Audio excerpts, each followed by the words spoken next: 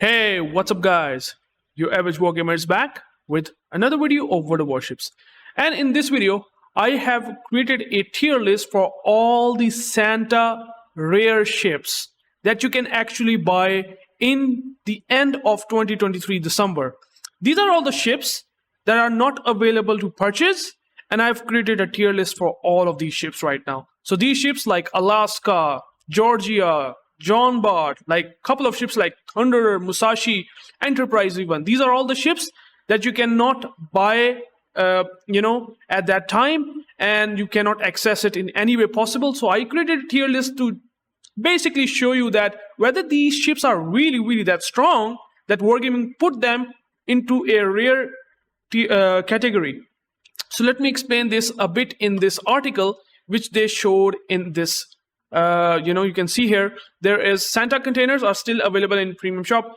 It's basically an article that was published at January 5th, 2024. So these are all the ships that you can buy from those Santa containers in the end of 2023 and at the start of 2024. And you can see here, there are ships like these ones, Tashkent 39, Brisbane, Trump. Well, there are a couple of exceptions. First of all, Trump, Brisbane, and the Sherman, these are all the ships that I have not put in my tier list because you can buy them right now for coal, so I really don't need to do that. But all the other ships like Massachusetts, Enterprise, Asashio, Friesland, Fujin, Kamikaze, Gremyashchy, these are the other ships, even Belfast, these are all the ships that I have created a tier list. So let's talk about this very quickly. I have put like these tiers, like from S to all the way up to D, and I will put them one by one and explain every single thing about these ship characteristics and whether they are really that strong, and hence the reason why they are, categorized as rare. So let's talk about this very quickly, starting from Alaska. Now, one disclaimer that I want to give you is, these are all my thoughts and opinions, and these can vary. Other players will disagree with me, but I think, and I have almost all the rare ships right now in World of Warships in my account, so I have played them, so I can give you a lot much more better idea whether they're really that strong or not. So that's something that you should be keeping in mind. And let's talk about the first ship, which is Alaska. So if you ask me, I would put Alaska into the A category, not in the S. S is like brokenly overpowered in my opinion, but A category for certain reasons. Now, it is very strong. Don't get me wrong. It is really powerful. I will explain this by showing Alaska in port, and let's talk about it really quickly. As you can see, I have Alaska in my port. It is definitely one of the very strongest cruisers that Wargaming has added, probably like 4 or 5 years ago, if I'm not wrong. And the reason why Alaska is really strong is because of these guns. These guns are 305mm guns, having very decent penetration, so you can absolutely smash, like really smash cruisers. And well, with this enough pen, you can also aim at the battleship's upper belt armor and can deal significant damage. And with the reload time of 17.6 seconds with these 9 of the guns, and the dispersion, that is battle cruiser dispersion, and 2.05 sigma if I'm not wrong, with this really impressive 19km range, you can be an absolutely crazy powerful against those broadside cruisers. Now, Alaska does also come up with these AP angles that Des Moines has, which means that even though the cruisers or battleships are having more angling against you, you will still able to penetrate their armor because their AP shell work exactly like Des Moines. Des Moines class heavy cruisers also have this really nice characteristic that they will able to pen the cruisers even at very sharp angles, which is very nice. With these 305mm guns, you can be an absolutely cruiser killer, and this is one of the things that Alaska got for its title. It is so powerful that they called it as a cruiser killer at that time when it was released. It is still strong no matter what.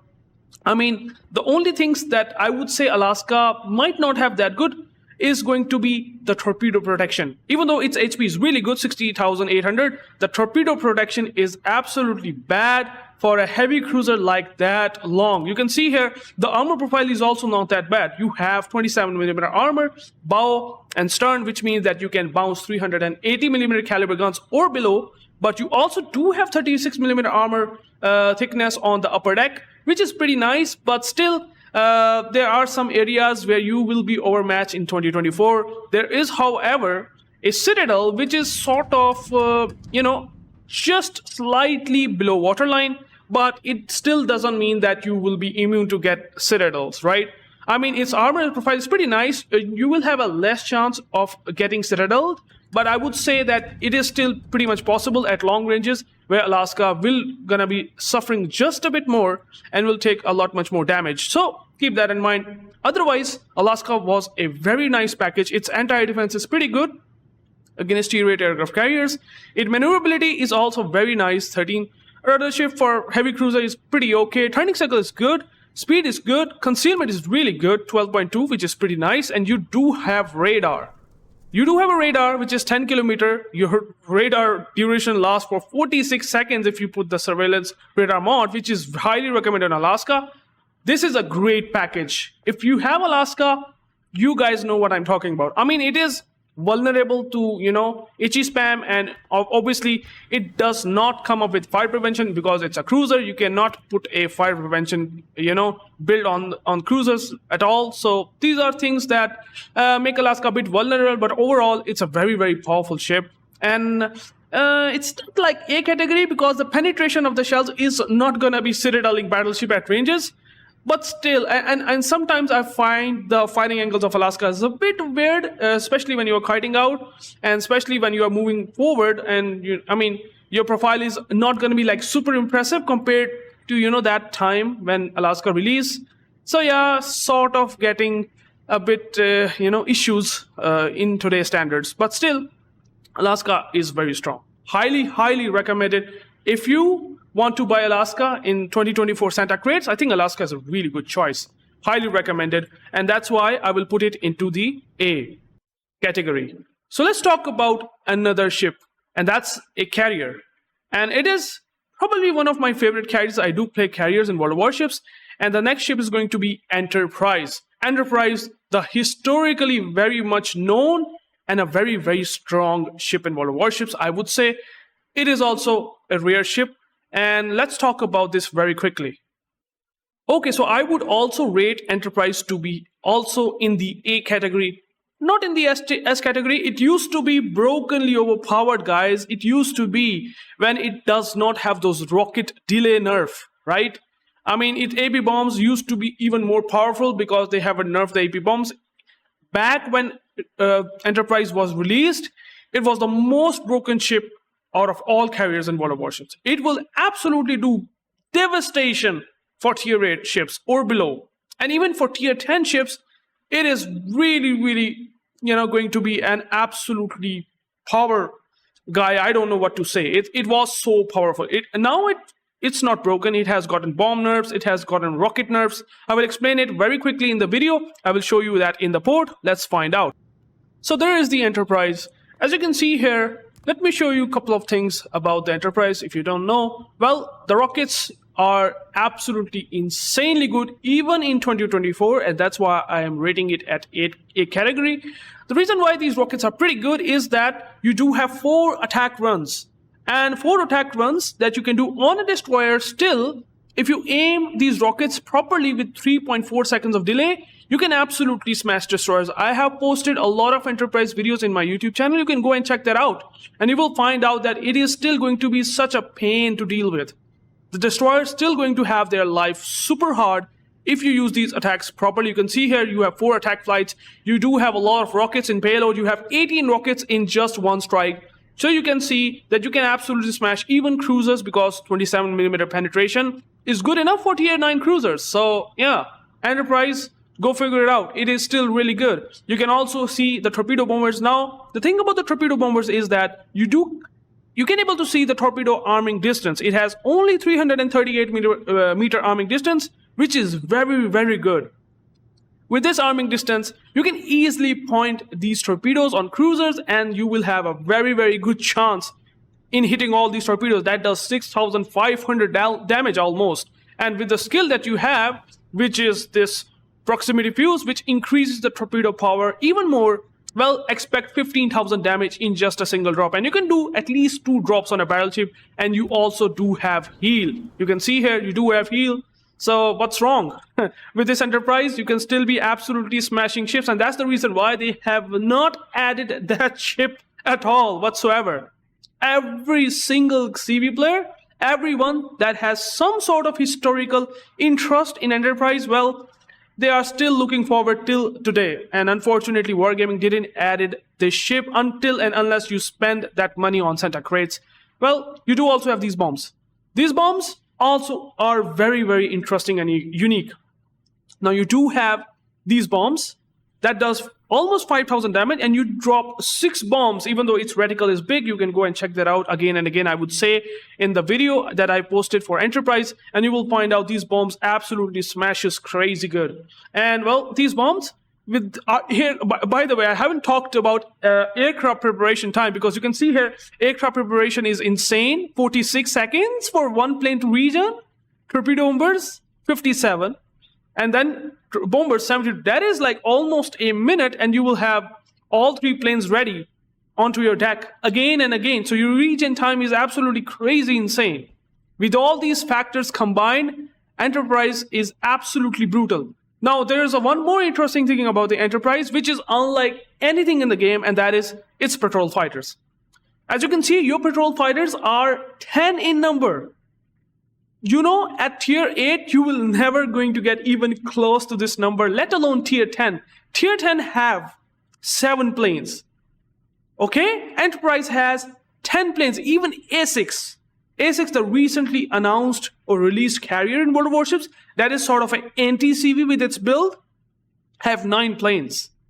And it's having action radius, which is also larger than compared to other tier aircraft carriers. Go figure it out. It is already having patrol fighters comparable to more powerful than tier 10 aircraft carrier. You can shut down entire squad with these number of fighters.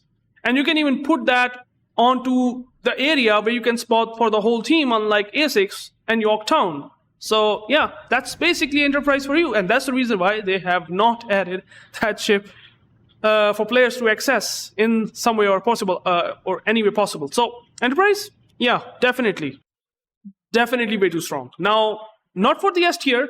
There are only a couple of ships that I would rate for like super overpowered. They are very, very strong. Enterprise is very, very strong. Unfortunately, if not the bombs nerf, if not the rockets nerf, I would have put that ship in S tier. But unfortunately, they have nerfed it, and it was absolutely needed. So that's the reason why I would say Enterprise is good at this A tier. Okay, so the next ship is going to be Giulio Cesare. I don't know how do I call this, pronunciate it. The Italian tier 5 notoriously powerful battleship in World of Warships, okay? So what's about this tier, okay? Because this is something that a lot of players really want to get this ship. I'm sure a lot of players do like this ship like a lot at this tier, at tier 5. So how do I rate it? So I would say this ship is going to be simply in S tier. Okay, let me put this back here. Now, I would like to put it at A, simply because they have nerfed some power against submarines. It has pretty terrible ASW attacks, to be honest, but still, if not for the submarines, it is simply too powerful still in World of Warships. Really powerful, really overpowered, and you have a couple of things that actually gotten him buffed. Yeah, I will explain it very quickly. Let me show you the Giulio Cesare really quickly. So this is the ship, which is Giulio Cesare. Now the thing about the Giulio Cesare is that it does have 10 guns. 320mm guns. It does not going to overmatch much. But at this tier, all you need is accuracy. And this battleship actually gets 1.9 sigma. With 10 of these guns, you're going to smash cruisers everywhere because of this good accuracy, because of its improved sigma. Not only that, you also do have very good torpedo protection at 30%, and you also do have decent HP at 45,000, almost 46,000, which is very nice. You do have anti-defense, but it's nothing too special, but don't worry about it. Tier 4 carriers are not going to be super hard, to be honest, and also, you know, a tier 6 submarines, because, well, you do have not that good airstrikes. You can see here it's only limited to 4 kilometer, and you do only drop 1 bomb in payload. So I mean, again, as submarines, you will kind of going to suffer because of their long ranges, but sometimes it will happen. Most of the time, submarines at this tier is not going to be that much of an issue. But overall, I would say with this really good speed at almost 29 knots, very good turning circle of 640 meter, which is like insane. This is almost like cruiser turning circle, sometimes even destroyers. Like, it is so good, so you can maneuver like crazy good. Your rudder ship is also almost like a battle cruiser. It is almost like a battle cruiser. But the good thing about this ship is that, as you can see here, there is armor where it is vulnerable and going to get overmatched. But if you simply stay like this, and you can see here, this armor seems to be absolutely insane in terms of tankiness. You can see here, we do have 130mm side armor and 43mm deck armor at this tier. At tier 5, if you stay angled like this, and if the shells hit like this, for example, if the shells are coming like this, hitting like this onto the turrets and onto this section, you're going to immune to be any damage whatsoever. You can bounce all BB shells, and I mean, Giulio Cesare is going to be very tanky at this way. Obviously, one more thing that makes Giulio Cesare very good, which is it's going to be its concealment. Its concealment is almost 12 kilometers. I haven't built Luigi Sansonetti, which is another very interesting addition in World of Warships. You can actually use Legendary Captain on Giulio Cesare, and if you get a First Blood, you're going to get increased firing range, and its firing range is already pretty good at 16.4 kilometers. At tier 5, it's pretty okay, but then you can increase your firing range, and you can also improve your reload time once you get Confederate. And Confederate at tier 5 is very easy in random battles, I can tell you that. There are a lot of ships that are not really good in terms of their playstyle, and they will push, and you can farm them, and you can get Confederate. And you can also use this concealed reserves once you get 100 shells. Well, this is something that it's not going to happen often, but if it does happen, well, this guy can actually make this ship even more powerful. So with all of these characteristics, with very good speed, really good turning circle, everything makes Giulio Cesare a very strong battle cruiser, and you do also have access to all the battleship tankiness that you can think of. Fire prevention, extra heal upon 2 million potential damage. I mean, it's gonna be a bit difficult to get 2 million, but you do happen to get 2 million. I have tried Giulio Cesare in randoms, and it does happen at least once in a while. So I would say it's an S tier. Some people might disagree with me, but I feel it is really powerful. A lot of people play this ship, and they just stomp the enemy team.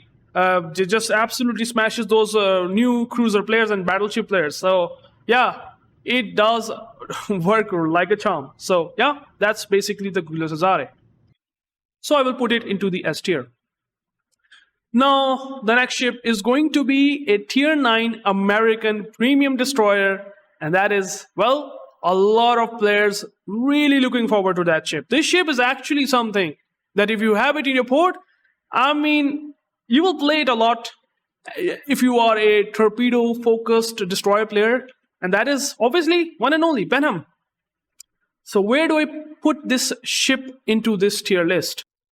Well, I would love to put this ship into the S tier because it is really that powerful because of its torpedoes that it can pump every single minute. But the thing is that there are a couple of things that I felt like it might be getting into the A category. I'm going to be safe, guys. I think this category seems to be very perfect. S category is a bit too much because there are a couple of downsides to the Benham, especially in 2024. I mean, Benham used to be brokenly overpowered when it was released, but now there are so many ships with so much DPM and counter, and there are so much presence of carriers with their rockets and all that other shenanigans. Benham feels a bit sad sometimes. Most of the time, it is overpowered as F, without a shadow of doubt. So let's talk about this Benham really quickly in port. So as you can see, I have Benham in my port. You can see here, one of the things that really makes it not into the S tier is that it has probably the lowest HP pool out of all destroyers. I have this HP because of survivability expert that I put because of the captain. Otherwise, it has around like 15,000, 14,000 HP. So it's pretty bad. It does have very low HP for its tier at this tier. So, well, you can see here, not only that the HP is bad, because I'm talking about the bad things first, then I will talk about the really good things, which makes it into the A tier. Don't get me wrong, it is really powerful. But there are some things that I should be telling you guys that, well, these are the downsides. So, well, as you can see, the guns, well, the guns DPM is not really impressive in any way possible. You only have 4 guns, 3.3 seconds of reload time. yeah, you will have a tough time taking down destroyers. If the destroyer really wants to kill you, unless you have smoke, you will not survive. Because your concealment is not like closer to the Shimakaze levels or something like News Tsushima levels. Because News Tsushima has 5.6, Shimakaze have 5.6, Yugumo, even Jaeger, the recently introduced destroyer, does have 5.4 kilometer concealment. That's also something that I don't like for 2024. You can see here this concealment is very vulnerable to be getting spotted by even gunboat destroyer. There are some destroyers that have almost 6 kilometer concealment.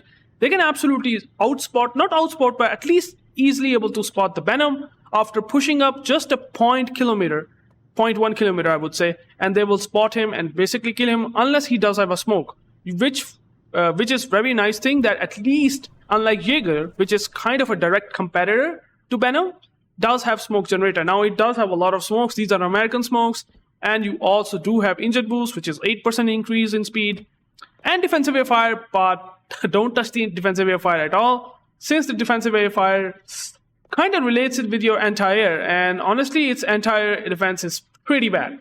I mean, it's so bad that even defensive air won't help you to do anything whatsoever. So speed boost is a lot better. It will help a lot dodging torpedoes. But on the other hand, with all the weaknesses, let's talk about the strength. Why it is in the A category because of these weaknesses? Well, you can see here, these torpedoes. Man, you do have 16 torpedoes. Let me show you here real quick. Let me go here. You can see here, you have 8 torpedoes here, 8 torpedoes here, okay? And with these 16 torpedoes, you do have almost 11 kilometers with 15,000 damage. That's double the damage that Jaeger can pump out from their torpedoes. And those torpedoes are only 12 of them. And its reload time is also insane. Like 65 seconds of reload time that you can get out of these torpedoes? Holy moly, man. Oh boy. With your concealment on these torpedoes of 1.4 kilometer with 72 knots of speed, you know, you're gonna be just sending these fishes out there and someone is going to eat a lot of damage from these torpedoes. They are not going to be easily dodgeable. Very, very fast torpedoes, very, very good damage, 10.5 kilometer range. What do you want for a torpedo boat destroyer? Like from a torpedo boat destroyer, like Venom is like a king of torpedo boats in World of Warships. It is that powerful. Your depth charge is pretty okay, which I'm happy about. You can counter submarines, since submarines does have this shotgunning nerf, thank goodness. So that's pretty good. Your maneuverability is really, really good. That's for sure. Like speed is pretty okay. I won't say it's really impressive, but it is above average. Your turning circle is really nice, 560 meters, and your rudder shift time is also very, very impressive. So you just maneuver like crazy. You can dodge torpedoes. Your concealment, again, as I said before, it's not that really good. But overall, I mean, if you send these 16 torpedoes on a target every 65 seconds, yeah, I mean, you can only imagine that why this is into the rare category in World of Warships. So I think this simplifies it enough. I don't need to talk more and further. I have explained everything. So that's basically what Benham really is about. And because it's not really powerful against destroyer gunboat destroyers, and you're vulnerable to die quickly, and you don't have that gun power, I would put it not into the at least S tier, because carriers does make your life absolutely crazy hard. But oh, just remember, one more thing. I just forgot that, guys. Sorry. I'm not remembering that. By the way, your concealment by air is actually very impressive. It's way better than Shimakaze. And it's like almost 2.3 kilometers. That is very close to the levels of submarines. So, I mean, at least in that regard, Benham is really good. So you will be able to defend yourself if you have your A turned on. If you have your A turned on, I mean, well, I don't want to say anything. 5.8 kilometer range, you will accidentally going to get spotted and you're going to get smashed by carriers. So don't do that, and you will be pretty good. So Benham, easily into the A category. I would put it into S, but I want to be safe here, since I don't want to make it too much powerful in my point of view. So yeah, A category seems to be pretty good. Okay, so the next ship is going to be another American battleship at tier 9. Another rare ship in World of Warships, which is Georgia. Now, Georgia is damn powerful, man. Oh boy, it is really good. Let me explain it really quickly. Let me put it into the category first. Which tier does it belong? Okay, so I would say the category of the Georgia kind of belonging to the A tier. Now, a lot of players maybe disagree with that. Georgia has really good guns, everything is really good, then why are you not putting into the S category? Well, I think the recent added ships in World of Warships like Sun Yat-sen kind of making it like, you know, there are some ships now actually that you can buy, then that kind of, you know, correlates with Georgia levels of power, sort of, okay? But I will explain Georgia very quickly. I think that it's not into the S category. Georgia has some weaknesses for sure, and that's the reason why I would say it's not in the S category. But let's talk about it really quickly and see what and why the reason I am putting Georgia into the A category real quick. So this is Georgia standing with 74,000 HP. Your torpedo protection, something that I don't like. I mean, it's only 26% for a battleship. That is not that impressive. Massachusetts has insane. I mean, Massachusetts, which is at tier 8, another rare ship, which I will explain later, does have way better torpedo protection. But at least Georgia does have this pretty similar characteristics in terms of its armor, like American battleships, 38mm top deck, side armor. You do have 32mm bow, which is pretty nice. But the thing about the Georgia is not that armor, not that thing. You know, like, you know, the armor scheme or anything else. The thing about the Georgia is going to be the guns. You have 6 457mm guns, which simply means they will overmatch 30mm armor at tier 9. And your reload time is 26 seconds, which is insane. Your range is 23 kilometers if you want to build it for like this. I mean, I can put it a secondary battery mod 1, and you can see here you will have still 20-kilometer range, and Georgia has really good secondaries as well. Your secondaries can go upwards to what, 11.3 kilometers. So your secondaries are pretty good. They have very good reload time at 3.8 seconds. You do have 457mm guns with overmatchable capabilities, as well as battle cruiser dispersion with this mod. Main battery shell dispersion improvement by 11% along with battle cruiser dispersion means your gun's going to be absolutely crazy accurate. Very accurate. In fact, too accurate sometimes. And you can just smash cruisers, battleships alike. The penetration of these guns are insane. The alpha damage is insane. 15k alpha damage. Your HE is insane. 43% fire chance. It's crazy.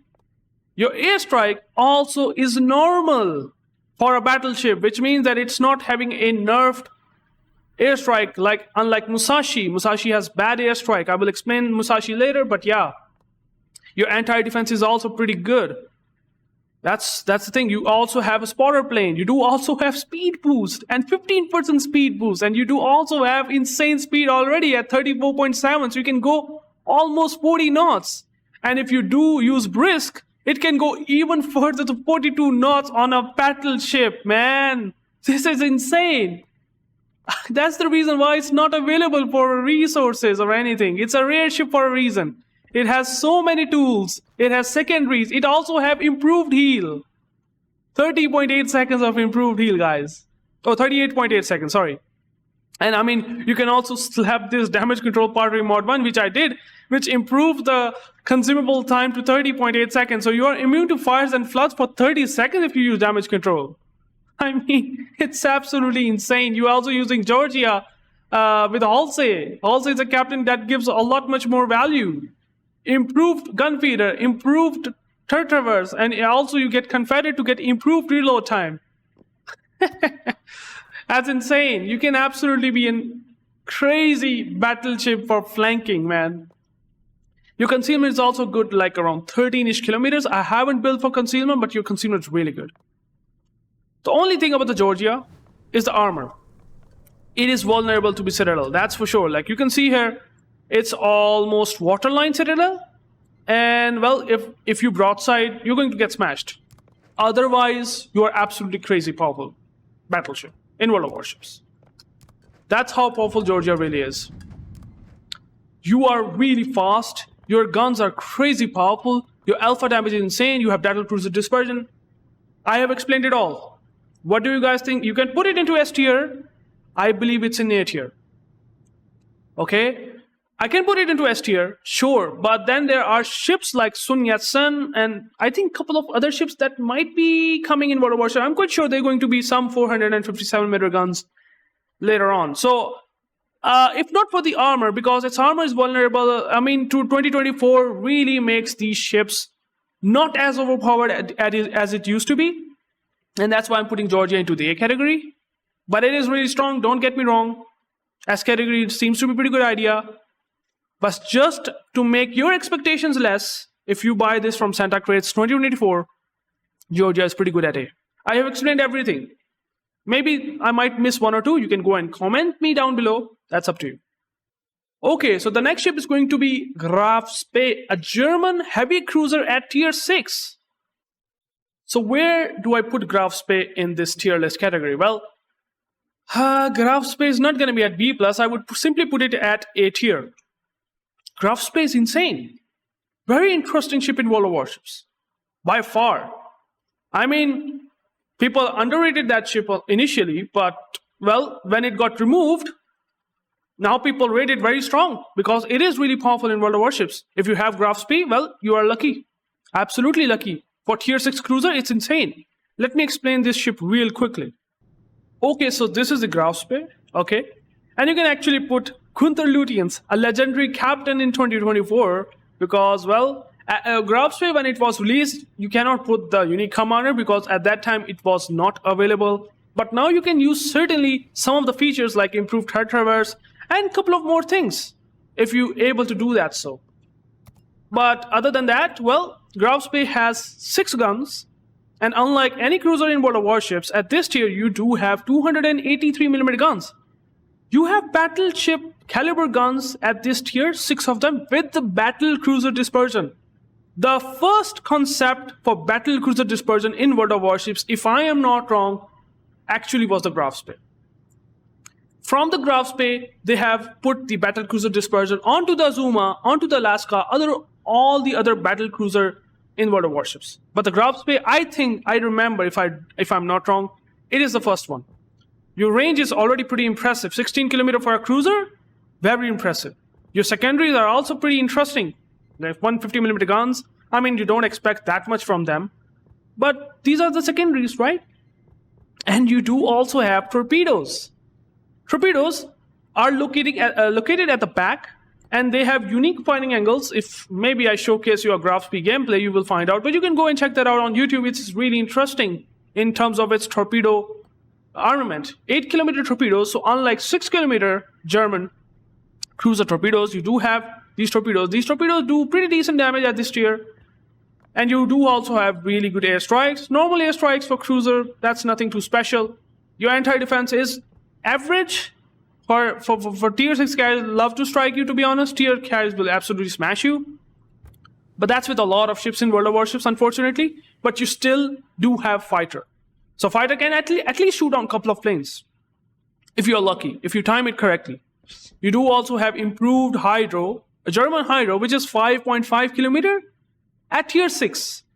I mean, you can't say that it's like a radar, but at 5.5 km detection of ships with torpedoes, it is definitely way powerful at this tier. Tier 6, we are talking about this 5.5 km hydro is insane.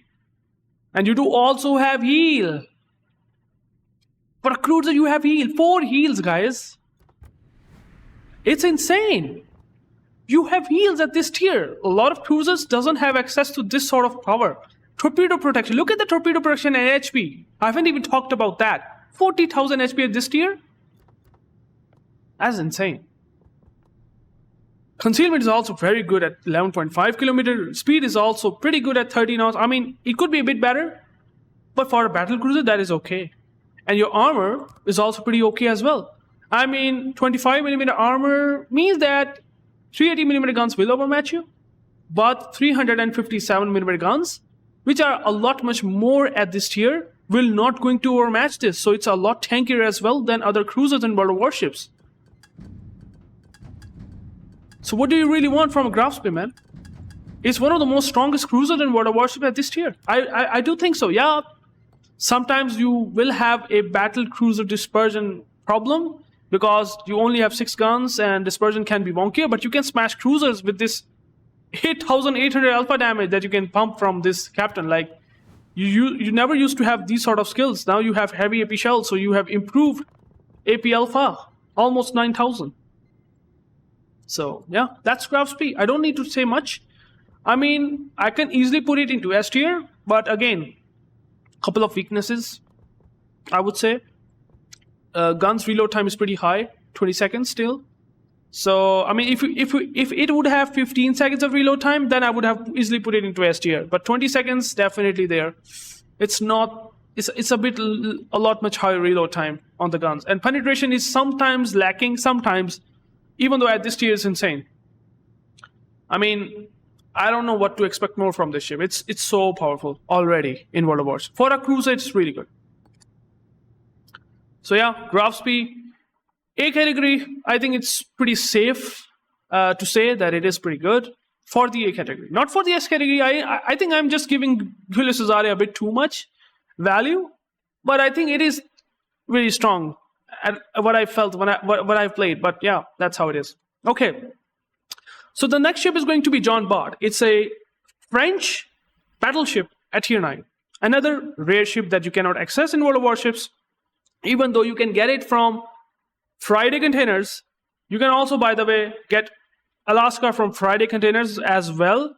So these are something that you should be keeping in mind. I think I might give you the link for the Friday containers in the bonus section at the end. Maybe showcase you what are the recently added Friday ships in the World of Warship, but never mind. Let's talk about John Bart quickly. Okay, so I would put John Bart, this French battleship, into the B+ category. I would say it's not as strong as Georgia. Is not sort of as strong as Alaska in terms of its game impact, but it's Alaska. But the John Bart is still absolutely crazy good. It's still good, but not for the A category. I think that. I mean, if you asked me like 3-4 years ago when it was released, you can easily put it into the A or even sometimes S tier, but not onto the B+. Well, but now you can do that because there are so many things in World of Warship that has changed till then. So, well, let me explain John Bart really quickly. Well, this is a John Bart, and first of all, the good things. And the good things for the John Bart is really that, well, as you can see, the turrets are only found on the bow. So you can stay like this, fully angled, by the way, and you can shoot the guns. That's one of the really good strengths of the John Bart, that you can just use the covers, like Des Moines, and the ships that use the cover around the islands. John Bart can actually do that while not sacrificing its gun power whatsoever. That is already a very, very good strength in World of Warships. But what makes John Bart even more insane is, well, you do have very good reload time on these 380mm guns with a main battery reload booster. This thing, when it got released with the main battery reload booster, was absolutely insane. Everyone, you know, the CCs at that time, they say that the John Bart is absolutely insane. It was too strong, and it is still strong, but not that much, because, well, there are so many other ships now, like the addition of Wisconsin. Well, all in all, as you can see here, I would just make it a bit shorter, and I will just simply say that it is really powerful. You can see here, its speed is pretty good. You also have access to speed boost, which is pretty nice. You have main battery reload booster, which cuts down the reload to half. And you know, you can absolutely smash cruisers. You do have 8 of these guns on the bow, and you can just, you know, as I said before, hug the islands, and you can use it as cover, and your anti-defense will work just as fine. The only issue with the John Bart is that very low HP for tier 9. Your torpedo protection is good, but your armor layout is not that good. All the way around 32mm armor. The bow is 32. The stern is 32, the midsection, the deck, every single thing is vulnerable to be getting edgy spammed. And your superstructure is also, I mean, it's not that big, but still, this armor profile literally means that cruisers that has 203mm guns, they can easily HE pen you, and you can easily get farmed in John Bart. So yeah, try to take that thing into account, and you should be just fine. And hence the reason why I haven't put that ship into S tier, nor even A tier. because, well, John Bart does kind of, got sort of in the state where it's not what it used to be. There are so many other ships in World of Warships that are very powerful now. And there is some power creep, without a doubt, and hence the reason why I wouldn't put John Bart to be in that category, but it is certainly still very powerful if you have one. And I would definitely going to rate it at B+ category. So that is pretty good. Okay, so let's talk about the next ship now, which is going to be Gremyashchy, a Soviet Tier 5 premium destroyer. And I would rate this ship, I mean, it is definitely a bit interesting, but still I'm not a big fan of that. But at least it's not in like lower categories. I would simply put it into the B+ category. Now let me explain why Gremyashchy is that good. So this is Gremyashchy in the port, and as you can see, its HP pool is pretty okay at 15,000, but for a Tier 5 destroyer it's not that bad. Now it is good because, well, as you can see here it has 4 of the guns, 130mm, and these have pretty decent shell velocity. Its HE and AP both are pretty fast, and AP is all actually pretty good on broadsides. You can see here the alpha damage is 2500 with AP, and your fire chance is also very good at 9% fire chance for these guns. And I mean, you can also put Kuznetsov on Gremyashchy, which can increase its survivability if you survive, at the end of your 10% HP pool. And well, the thing about the Gremyashchy is that unlike the Soviet destroyer that has typically less range in torpedoes, well, it has 8km torpedoes, 6 of these torpedoes that can deal pretty decent damage, even though the torpedo speed is not that impressive. But 55 knot torpedoes is okay. It's nothing too special, but still is very good because your concealment for Gremyashchy is 6.1 km, which means that you can use these torpedoes pretty valuably. And your maneuverability is also as fast as pretty typical Soviet destroyers. So you are not trading out on torpedoes. You don't have less range, unlike other Soviet destroyers. You can go and check that out. There are so many Soviet destroyers out there that does not have really good range, but it does have enough range that you can send the torpedoes stealthily, and also you can use the speed because, well, you do also have access to smoke as well as engine boost. So you can increase your speed up to around 41-ish knots, which is pretty nice. Anti-defense is nothing too special. I'm not going to talk about it. But overall, it is not bad. But I won't say that it is something like, kind of into the rare category of ships. It's pretty good. I mean, maybe you can say that when it was released, and I think it's been a very long time since Gremyashchy got released. It's a very old destroyer in World of Warships, right? So, I mean, at that time, there are not a whole lot of ships in World of Warships that, makes Gremyashchy life, very hard. At that time, Gremyashchy has pretty easy time dealing damage to those poor cruisers. You can even citadel the cruisers, so yeah. In 2024, Gremyashchy doesn't feel like a tier ship, and hence the reason why I would say for this overall general characteristic that it is pretty good, I would put it Gremyashchy to be B+ category. Now, I'm not a fan of Gremyashchy because of one more reason, and that is, look at the third traverse. It has battleship levels of third traverse base, 36 seconds. Well, there are a lot of Russian destroyers that has this issue. There is Leningrad that also has really bad turning time on its turrets. I mean, it's also a tier 7 premium destroyer. So, I mean, Gremyashchy also kind of suffers from it, but I mean, you can improve it by using the third traverse, like grease the gears, but still, I haven't put the Kuznetsov according to Gremyashchy because, well, Gremyashchy is not that focus point for Nikolai Kuznetsov, so yeah. But still, overall, it's not that bad, but it's not like crazy good, and hence the reason why I would put it into a B+ category. It is good if you have it in your port, and sometimes if you want to play lower tier ships, like Destroyer like that, sure, but not that impressive in 2024, that's for sure. I can easily put it into B, but I just give the benefit of doubt. But anyways, that's Gremyashchy for you. The next ship is going to be the Mikhail Kutuzov, a Soviet tier 8 cruiser in World of Warships. Now, where I would put Kutuzov at this tier list? Well, I would simply put this ship, Kutuzov, for, I mean, it's not too bad. And I can't say that it is really too strong either right now. I mean, it has still a lot of good strengths right now. It used to be really brokenly overpowered when it got released. I will explain everything, but I don't feel like it's A. I cannot compare it to Benham, Enterprise, Georgia.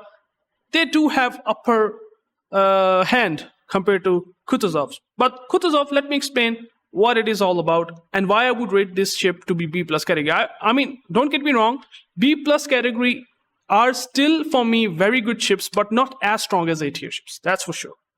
There it is, the Kutuzov in the port.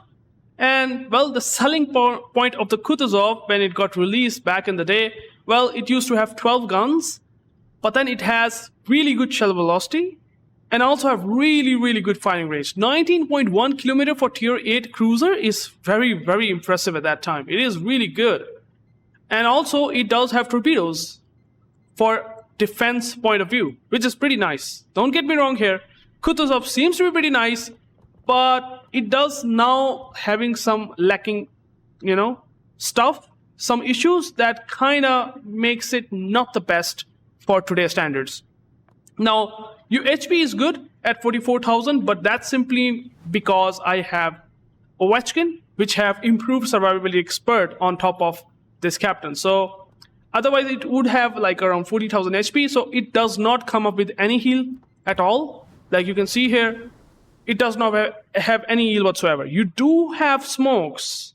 Yeah, you do have smokes, which is crazy. Like for a cruiser, which is having a very good fire chance of 14%, you do have these smokes. That can be a very valuable tool. And that's the reason why it is really good still.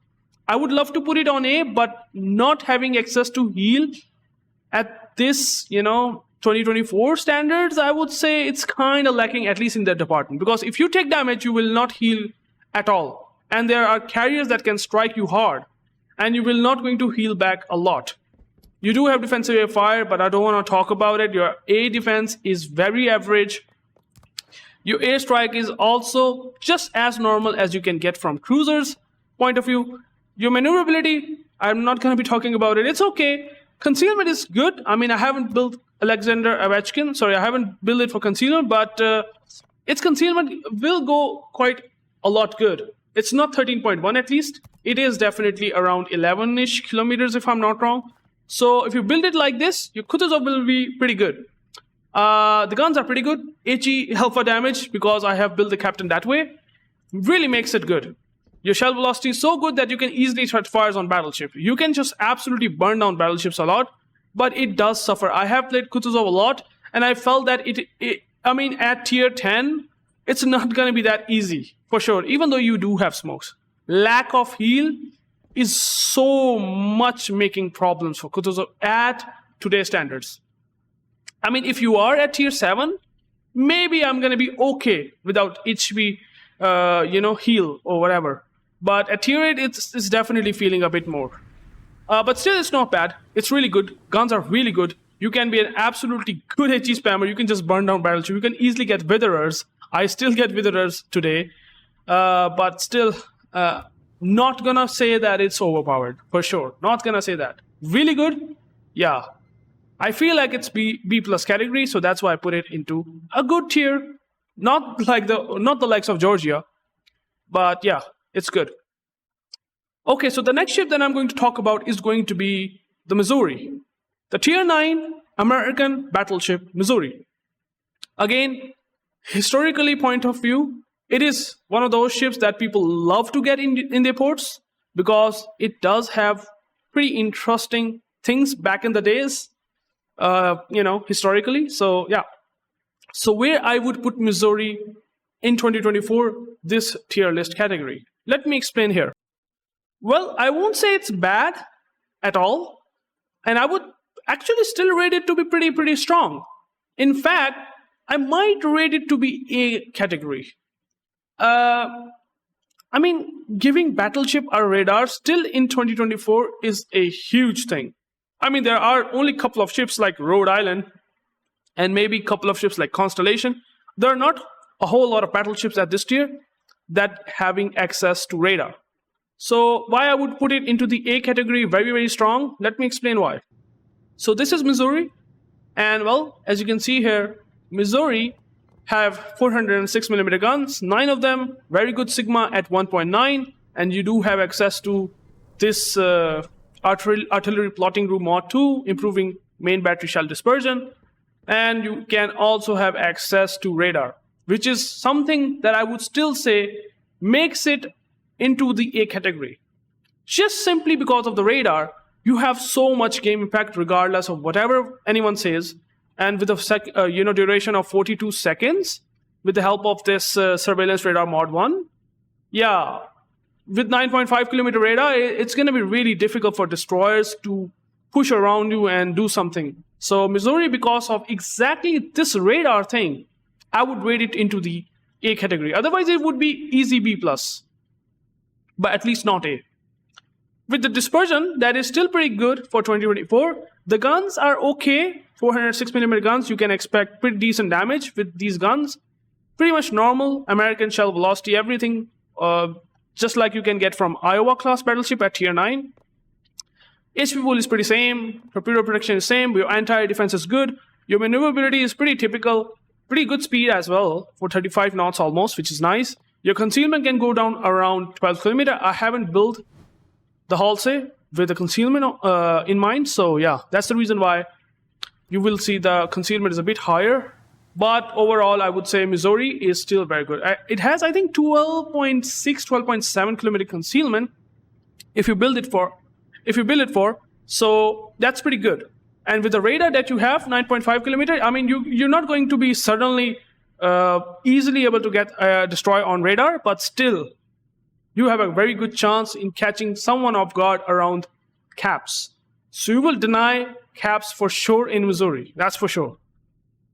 And that's why overall I would still say it's a very good package. Your guns are pretty decent. You don't have improved heal, by the way. Like you have normal heals, but they will not going to heal a lot more HP compared to other ships like the other ships like Wisconsin, Iowa, North Carolina, Montana. Those all have improved higher potential to heal. So Missouri doesn't have that. So you should be keeping in mind. But overall, very good ship. I would recommend it if you want to have it. It's actually, because of the radar, gets into the A category. It's really that good. It's fantastic still. And by the way, it used to be a credit printer.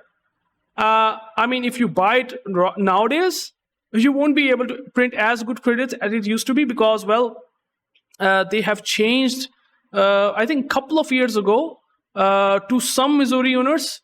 You know, the Missouri owners who bought this Missouri for a long time ago, well, for them, you can still print credits a lot much more than a normal Tier 9 premium. But today, it's not possible. So this is something you should be keeping in mind. They have nerfed the Missouri at some point. There was a Missouri event that happened, and they then just said that we will just going to opt those players out who joined this Missouri event and those Santa containers. You know, I don't want to talk about it, but I explained it just enough. So, yeah, A category, pretty much good. Okay, so the next ship is going to be Hizen, a Japanese Tier 9 dockyard ship, by the way. It was available for one of the dockyard events back, I think, in 2023 or 2022, if I'm not wrong. But yeah, it was a dockyard ship. And well, it was actually probably the worst dockyard ship that Wargaming has added in World of Warships. That's my opinion. I think it is really not that good. And that's why I would put it into the C category. Now, one of the battleships that I don't like, and I don't understand why it is in the rare categories, maybe just simply because it was in the dockyard event and they don't want to screw the players by selling them normally. And that's why they will put them into the rare category of Santa. So I can understand. But why Hizen is not that good? And why I would put that into the C category? Let me explain it real quick. So you can see I have Hizen in my port. And the reason why it's not that good, well, the biggest issue is the armor. Armor of the Hizen is not good at all. You can see here, it's only 32mm armor. Deck armor, Everything is almost 32 millimeters. So you're going to get HE spam to death. Like at 2024, 32 millimeter armor is definitely going to be a lot much more concerned. There are so many spammy cruisers with HE that you're going to get, burned down hard from flamethrowers, literally. So yeah, that's actually a problem. Your torpedo protection is not a problem though, okay? Your HP is also pretty good, but another problem of Hizen, and the reason why I would rate it not that good, I would easily put it into B or B plus category, if not for the reload time. Terrible reload time on these 12 guns. The selling point of Hizen are 12 of these guns. But the problem is, there's a Kearsarge at tier 9 that has pretty much similar reload time, but it's also getting so many other things in return, like planes, for example. It's not getting anything in return. Okay? It even does not have Izumo levels of penetration. Izumo is a tier 9 tech 3 battleship, Japanese battleship, and it has bunker guns with bunker shell velocity. Very, very good guns. Like, they will just smash ships at long ranges. You will citadel them very easily. These are not having that, neither the penetration nor the guns shell velocity. Like, it's not that good compared to Izumo guns. It's kind of in the middle of Amagi guns at tier 8 and Izumo guns at tier 9, which I'm not a fan of. Your firing range is also not impressive at 20-ish kilometers, so it's also pretty bad. And this 12 gun thing that they have tried to sell to players, that didn't work out, to be honest, at least for me. Anti-defense is also pretty garbage. I would say 62 rating. I mean, it's almost similar levels to Musashi. So you're not going to have good time against the aircraft carriers at all. Your concealment is also okay, but I'm not impressed with Hizen. The poor armor with a super long reload time on the guns, it just makes it a terrible experience. There are so many other battleships out there. I would even rate Pommern to be good because Pommern has better reload time than these guns. Sure, these have better caliber guns, but still the reload time is pretty bad. I mean, if I just take this out, if I demount it, you can see here, the reload time is 38 seconds. That's a Vermont. Very close to Vermont levels of reload time at this tier. I would play Minnesota for that. Like, seriously, Minnesota would be far better than Hizen. Yikes. And that's the reason why I would not going to rate Hizen that good at all. It does not have any good secondaries whatsoever. You can see here, 26mm pen, 21, so it does not have improved pen like Kitakaze sort of guns. I mean, there is Iwami, which is just better than every single thing than Hizen. Better armor, like you can see here. Better armor, better reload time on the guns. Like your reload time is way better. You have 8 guns though, but still the reload time is way better. Good dispersion, good Sigma. I think Hizen does not have even good Sigma as well. I exactly don't remember the Hizen Sigma. It's like 1.7 Sigma. No, that's not good Sigma. The Iwami has 2.2 Sigma, 2.1 Sigma on these guns, 8 of these guns. So they will be a lot much more relatively accurate. More HP as well than Hizen. More range as well than Hizen, because it's almost a ditto copy. Iwami is a ditto copy of Hizen class battleship. And Iwami is way better than many aspects compared to Hizen. So it's really bad. Unfortunately, I have explained it very much in depth. Every ship, you will be figuring it out in the next Santa event. So, well, Hizen is actually not good at all. So you can see Hizen, I would easily put it into C category, and that's pretty good for that. Okay, so the next ship that I'm going to talk about is going to be Soviet Russian cruiser. One of my favorite cruiser in World of Warships, and by far the most powerful. A lot of people might disagree with me when you compare it with Alaska.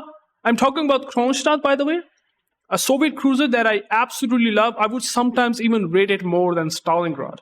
And Stalingrad is still absolutely crazy good cruiser in World of Warships in 2024. But Kronshtadt is superior. It feels superior at tier 9. So Kronshtadt I would simply rate it into S category. Absolutely bonkers overpowered, super powerful. My favorite cruiser for a reason. I will explain the reason why. Let me show you the Kronshtadt import. So this is the Kronshtadt, and well, the Kronshtadt already shows a lot of strengths from its HP. Your HP compared to Alaska is 10,000 higher. Your torpedo protection compared to Alaska is almost 3 times higher. Alaska has 12-13% torpedo protection. Kronshtadt has 34% protection. For a battle cruiser, that is insane. You will take less damage from those torpedoes, man. The torpedoes are going to be at least a lot much less of an issue compared to Alaska, that's for sure. These are already very, very good stuff. But the more good stuff is going to be these guns. Again, like Alaska, it has 305mm guns. Well, its main battery firing range might be lower at 18.2, but these guns have absolutely crazy penetration. Oh my goodness. It has battleship levels of penetration for a heavy cruiser. And Kronshtadt can even citadel battleships at long ranges. I have citadel Montana at 16-17 kilometers. I have citadel Sovietsky Soyuz, Musashi at around 10 kilometers. Like, you can citadel battleship with these guns. And your reload time is only 16.3 seconds. It has 18.5 seconds base reload time. Better than Alaska, Azuma, Aegir, all these ships that has 305mm guns. Kronshtadt has already improved base reload time, even though it does not have access to battle cruiser dispersion. Unfortunately, it has battleship levels of dispersion on top of 2.05 sigma, which you will find still okay.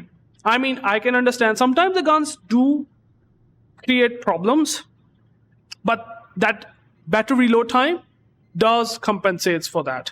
You will still absolutely going to crush cruisers. You will citadel them very easily. Your shell velocity is so fast compared to Alaska that the gun handling is absolutely amazing.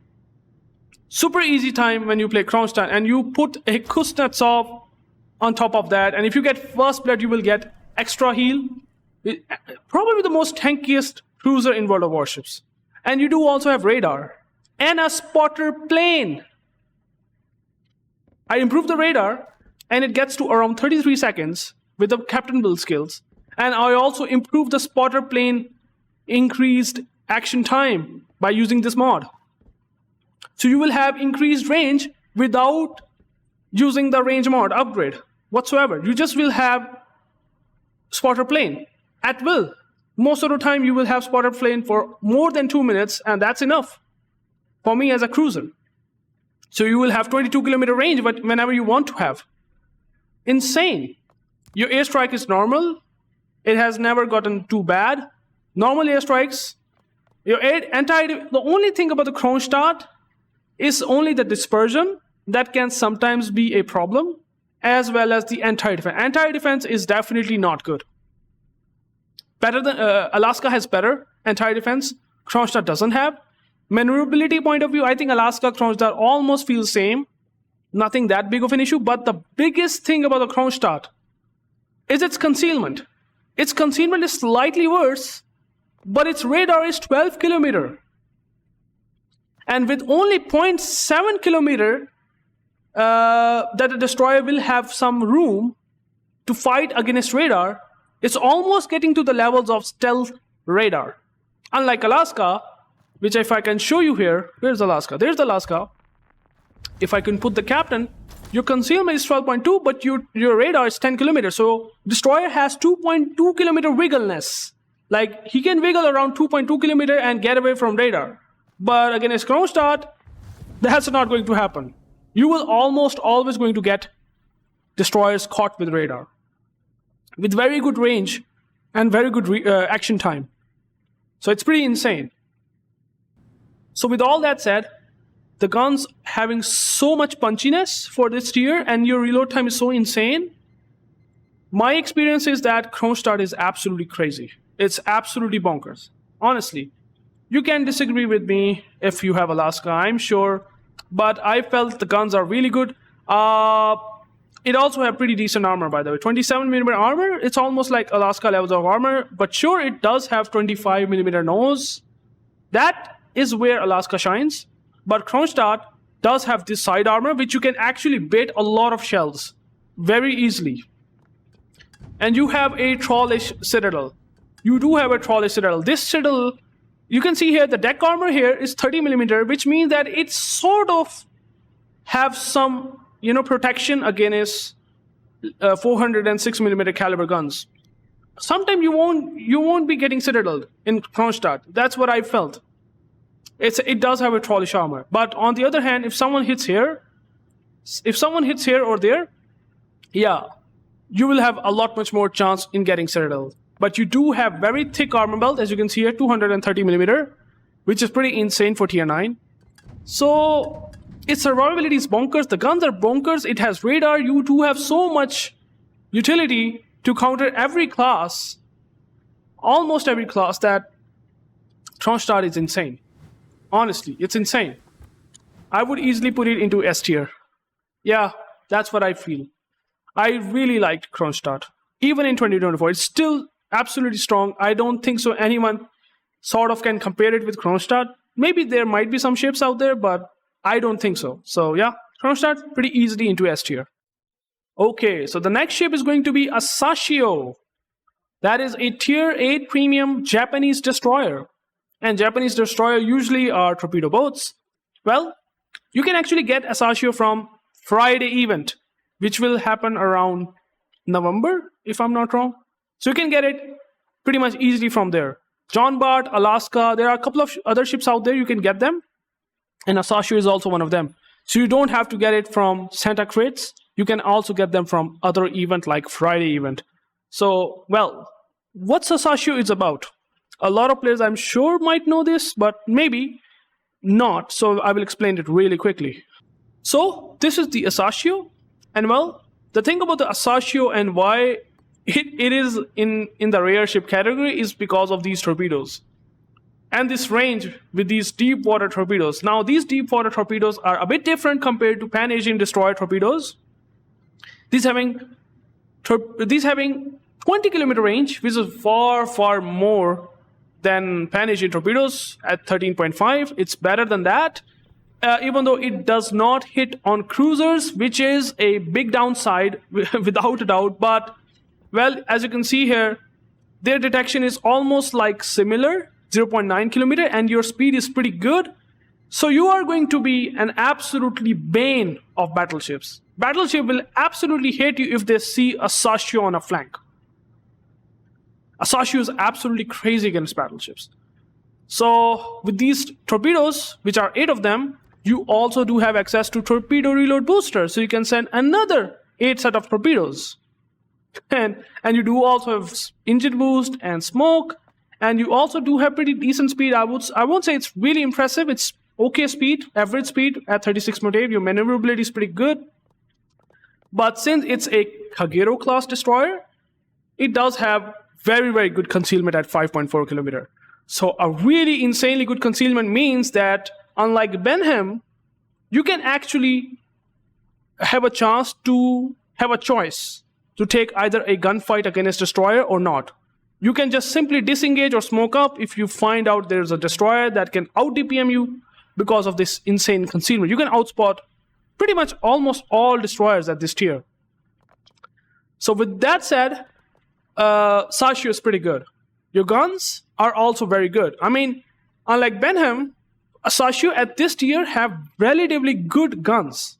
7 seconds of reload time, and with this HE alpha, you can sometimes take down lower HP destroyers easily because of this insane alpha. So Asashio is pretty good even killing destroyers which are sort of low HP to middle-ish HP. So you do have a chance to take a fight, and that's your choice because of better concealment. So Asashio is pretty good against battleships. You will have a lot of fun. Because of this insane range, you can just send deep water torpedoes, and then you will start to see... It's kind of like a Kitakami, It's kind of like a Kitakami, but a Destroyer Kitakami at tier 8. But as I said, it's not going to be really good against cruisers. So if there is a cruiser heavy game and destroyer heavy game and no battleship, well, Asashio is going to be a lot of pain to have in your team, because it's not going to be having that much game impact. Your anti-defense is so poor that it is almost to the level of tier 2 or tier 3 anti-defense. So yeah, against carriers, you are going to be super, super bad. And with all these things said, because of these limitation of deep water torpedoes, because you cannot engage that well against cruisers, Asashio is a weird rare ship. I won't say it's powerful, way too powerful, but it is pretty good. It's very interesting for sure. And that's the reason why I would put this ship to be in a B+ category. It's a good ship, but it's not like average. So yeah, Asashio is good. Not super strong, not overpowered, but it is very good. Even in 2024, I like it. And you will like it as well if you have it in your port, or you might be looking to get it in your port. So there's that. Nelson is a tier 7 British battleship. It's a premium British battleship that you can get it for free XP at some point in past. But now you can only get it in the form of Santa crates, or maybe there were some recent containers like D-Day containers, if I'm not wrong. You can get that from, you can get the Nelson from that. So where do I put it? Well, surprisingly, Nelson is super good still in 2024. I would say still pretty much into the A category, very strong, like really, really strong in 2024. It's really that good. Let me explain the reason why. So let's go into the port and see what Nelson is about. So this is the Nelson. It's a tier 7 British battleship. And you can see here, well, first of all, it does have 406mm guns with 1.9 sigma. So the guns are already very accurate at its tier. At tier 7, 1.9 sigma is very good. And with these 406mm guns, it has access to those old British HE shells that having insane fire chance. 46% fire chance with almost 7,000 alpha damage at this tier is absolutely nuts. You go and just figure it out. If you play Nelson, if there's any battleship that is pushing you, you will just set fires upon fires. Because Nelson is that good. And your HE penetration capacity is also like 102mm. So you can citadel cruisers with HE at this tier. So Nelson is insane, at least in that regard. And that's the reason why, because of these guns that are too powerful, well, that's probably one of the reasons I would think that Nelson is really good. And they have removed it. And it becomes a rare ship. Because there are some, categories of Nelson class battleship like Rodney. And I think there is also one battleship, Collingwood. Those all battleship doesn't have this sort of characteristics of HE at all, if I'm not wrong. I'm not exactly sure, but if I'm not wrong, yeah. Those does not have these sort of characteristics that Nelson has right now. And well, Nelson also have one more thing, which is, well, as you can see here, it does have 32mm armor thickness at this tier. So if someone does not hit on this area and on this area, you can actually bounce a lot of battleship shells. Only the Musashi, which is at tier 9, that having access to 460mm guns, can overmatch Nelson.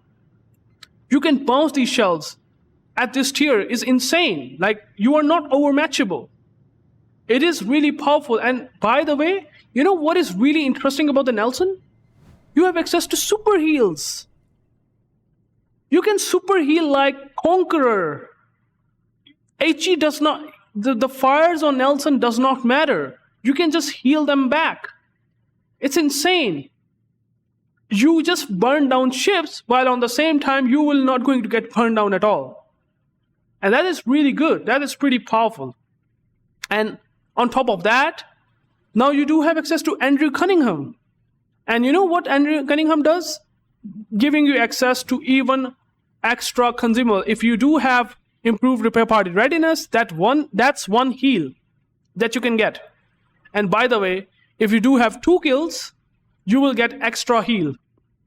So you can have 6 heals on Nelson. Oh my goodness, I don't want to talk about this. It's absolutely brutal. But, well, these are the game mechanics in World of Warships. That's the reason why Nelson is pretty brutally powerful. Against battleships, you will be having a very, very good chance in defeating with only HE shells. And also AP is pretty good as well. You try to use AP or like Nelson, and you will find out that the alpha damage of AP shells is also pretty good at 12,000 alpha damage with 30 seconds of reload time. So Nelson is pretty insane. 60,000 HP at tier 7 is very, very respectable. Your airstrikes are not nerfed. You have 9 kilometer range. You do have slow speed. Your turning cycle is not really impressive. Your concealment is okay, 13.4 seconds. It could be better. I would argue that if Nelson is that good, the concealment could be better, but it's still very respectable at 13.4 kilometer. And well, with these guns and having this okay firing range, it's not too high, but it's not too low. It's just average firing range for me in 2024. Nelson seems to be absolutely kicks butt. Without a doubt, if you do have Nelson, if you have somehow able to get Nelson recently, it is really powerful.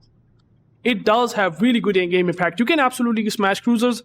Cruisers can't do anything about Nelson because you do have super heals. At this tier, if you do have super heal, cruisers have no chance to just burn you down. Battleship have no chance to burn you down if you are angled because your armor profile is 32mm on the sides. You do have big citadel. Very big citadel. This is a weakness that they have given to Nelson to give so much strength that it has gigantic citadel armor. It's not thick at all, and you're going to get smashed if you broadside. But if you don't, you're going to be pain in the butt to deal with. And that's exactly what Nelson is. So Nelson is pretty much into the A category, very strong, not overpowered, like really not brokenly overpowered, but it's almost overpowered. Like very strong ships like Alaska, Georgia, Benham, Enterprise. So it's pretty good, at least in that category. But not the likes of Kronshtadt, I would say. Okay, so the next ship is going to be Erich Loewenhardt, the German premium tier 6 carrier, by the way, in World of Warships. And well, if I would rate Loewenhardt, is going to be directly going into S category. Man, oh man, Loewenhardt is absolutely insane.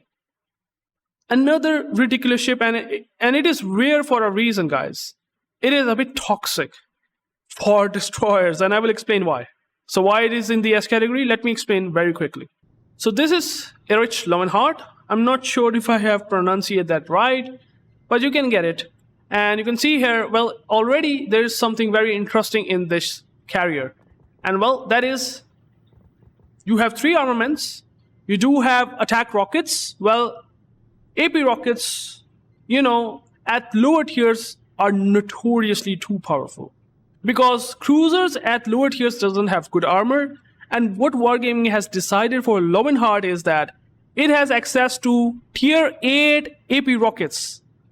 You can find these AP rockets on August 1 Parzival, but you can get it on tier 6 planes or tier 6 payloads. You have tier 8 payloads at tier 6. That's insane. And you do have torpedo bombers that has better damage than tier 6 torpedoes, even though the torpedoes are pretty slow at 32 knots, but they are still pretty much easily usable against battleships. And you do also have these bombers. Oh my goodness. These bombers are so absurd. It has very small reticle. I have played a couple of games in Loewenhardt. I also have posted at least one YouTube video on Loewenhardt, maybe a couple of YouTube videos, and you can go and check that out. You do have 3-3 attack flights. I mean, the rockets are already pretty broken against the cruisers. If you're broadside, you can absolutely smash them for like 8 to 10k with these rockets. And then you can just smash destroyers for 4,000 to 8,000 per drop. Because these bombs have almost 12k alpha damage. With 69% fire chance at this tier, if you have 70% fire chance on these bombs, you can expect so many fires per drop. because the fire resistance coefficient is pretty low at lower tiers. They don't have that much fire resistance power. Go figure it out. If there's a Loewenhardt and there's an enemy destroyer, you will just absolutely going to cook him with these bombs. And you will also going to do a lot of damage over time with these bombs, because you will set fires upon fires. And if you get a flood, the damage control, if you get a fire, you name it, you're just going to be an absolute menace if you play it correctly. Okay? And by the way, your secondaries are also pretty good. If you build it for secondaries, which you can do that by using the secondary battery mod 1, as well as you can use it this skill, which is defensive fire expert, you will have pretty decent secondary battery range. It has 6 kilometer. I think it can go up to like 7 point-ish something, 7.5 kilometer if I'm not wrong, with this range increase. Yeah, so yeah, good luck destroyers, by the way, I would say, if they take on Loewenhardt, because these have a lot of secondaries. And well, your anti-defense is okay against carriers. You don't talk about much for carriers anti-defense, because it's not going to be usable in most situations. But the most important thing about the Loewenhardt is their maneuverability. 36 knots of speed. If I put the speed flag, 38 knots of speed. As carrier moving at 38 knots of speed, you will never going to catch it. It has so fast speed for its tier, for a carrier like that. You will never going to catch it at all. It is super damn fast. Your concealment is also not that bad, but that's not a problem. Your speed is insane, is literally insane. You can just out-maneuver, or you basically outspeed them. Battleships at this tier. There are battleships that has less speed than 25 knots. So go figure it out. How will you really able to do anything about the Loewenhardt that is running away? Anyways, that's basically what makes it into the S tier. Your rockets are insane. Your torpedo bombers are slightly above average, even though they are slow. Your bombers are absolutely broken. Boy, oh boy. So that is what Loewenhardt is about. If you find a Loewenhardt, good Loewenhardt into the enemy team or allied team, you know it's going to be doing a lot of issues for sure. So that's basically Loewenhardt. Okay, so let's talk about the next battleship, which is Tier 8 American Massachusetts. Now, Massachusetts is definitely very nice at Tier 8. It has so many interesting features, which I will explain. And well, Massachusetts is so good that I feel, because that's what my opinion really, I feel that the Massachusetts can go even better than Georgia. I don't know. I felt Massachusetts to be absolutely crazy good. At S tier, it feels to be exactly that. Now, the reason why Massachusetts is pretty good. Now, I could easily rate Georgia into S, but Tier 9 is something else. You know, you will get into super ships category, but at least in terms of Tier 8 matchmaking, you do also have access to Tier 6 ships and sometimes even Tier 10. That's where Massachusetts is going to be still a lot much more better in terms of matchmaking than Georgia, because super ships are absolutely bonkers. So facing them is nightmare in Georgia, but at least against Tier 10s, Massachusetts can still pull a lot of good tricks. So let me explain how. So this is Massachusetts. Now you can see here that the HP pool is not that far off from Georgia, okay? Because I would kind of compare it directly to Georgia, because Georgia, you know, also have kind of similar characteristics. 66,000 HP, pretty good. But what sets it apart a lot compared to Georgia is its torpedo protection. 46% torpedo protection is very, very good. In fact, too good for its tier. So, well, like for example, there are ships like Alabama. You can see here it has 49% torpedo protection. It has very close to that levels of torpedo protection. So I would rate it pretty good. Your guns are also pretty good. And the good thing about the Massachusetts is that even though it's a secondary focused battleship, its Sigma is still 1.7, which is relatively accurate, to be honest. Your accuracy is not going to be that bad at all, compared to many other ships that are secondary focused, but their main gun battery having not really good dispersion because of the poor Sigma value. But in the case of Massachusetts, that's not going to be the case. Your firing range is pretty good at 21.2 kilometer, which is pretty nice. You do have very good anti-air defense at this tier. The only thing that makes Massachusetts kind of suffer a bit too much, actually sometimes a bit too much. I mean, and maybe I would say I would put it into A, but I will just take submarines out completely, because it does not matter even though you do have, I mean, even if you are playing normal battleships. The submarine homing torpedoes are still going to make your life absolutely bad. But it's going to be even worse for the Massachusetts, okay? So airstrikes are pretty poor, 5 kilometer only. Go figure it out. It's going to be really bad. Sort of a nightmare to deal with submarine, to be honest. But your maneuverability is pretty good at 27.5. I hope I put the speed flag. Nah, I didn't put the speed flag. So 29 knots of speed. You do have access to spotter or fighter plane. You do have heal, and also the similar heal characteristics like Georgia. So you do have a cooldown of 38 seconds or 40 seconds base, I would say. So you can just heal your HP very, very quickly within a short frame of time, and you can get your heal back up quickly. Your concealment is pretty good. Again, the hull say I haven't built it for concealment, so it can go around 13-ish kilometers, which is pretty respectable and nice. And because of these stuff, and also at this tier, you do have a lot much more flexibility once you are top tier, because you're going to be absolute menace. There are not a whole lot of battleships that can deal against this sort of firepower that Massachusetts have, I would say. And these secondary batteries, if you can build it, I haven't built it, I can just, give me a second. If I just build this secondary battery, you can just see here, you do have 11.3 kilometers. So pretty similar to Georgia, but at this tier, it feels a lot much more nice, for sure. You have a lot much more chance to push, and Massachusetts can deliver that pretty nicely. And you also do have really good armor. You can see here, you do have 38 millimeter deck armor, which does help a lot against HE spam. You do have a very smaller profile, unlike Georgia. So it's pretty good. Massachusetts seems to be, for me, kind of felt like to be an S tier ship. Okay, maybe someone might disagree, but I felt Massachusetts to be really strong, like way too strong, overpowered. Yeah, I felt it that way. There are not a whole lot of battleship that kind of compares like Massachusetts, and that's the reason why I will give the benefit of doubt to this ship, and I will put it into the S tier. Okay, so the next ship that we have is going to be Colossus. Well, a Colossus, a British tier 8, another aircraft carrier that is not available to purchase. And well, how do I rate Colossus, right? Now, Colossus has recently got nerfed, okay? It is pretty interesting to say. It's a premium ship status, and you can buy it for money, but for still some reason, Wargaming has nerfed this ship, because it's a carrier, right? Because a lot of people won't complain about this ship, that why you have nerfed it after making it for purchase to, available players at that time. So it's a controversial topic. I don't want to talk about it, but yeah, it got nerfed. And I would still say, even after the nerfs, I would say that Colossus felt like to be around the B+ category.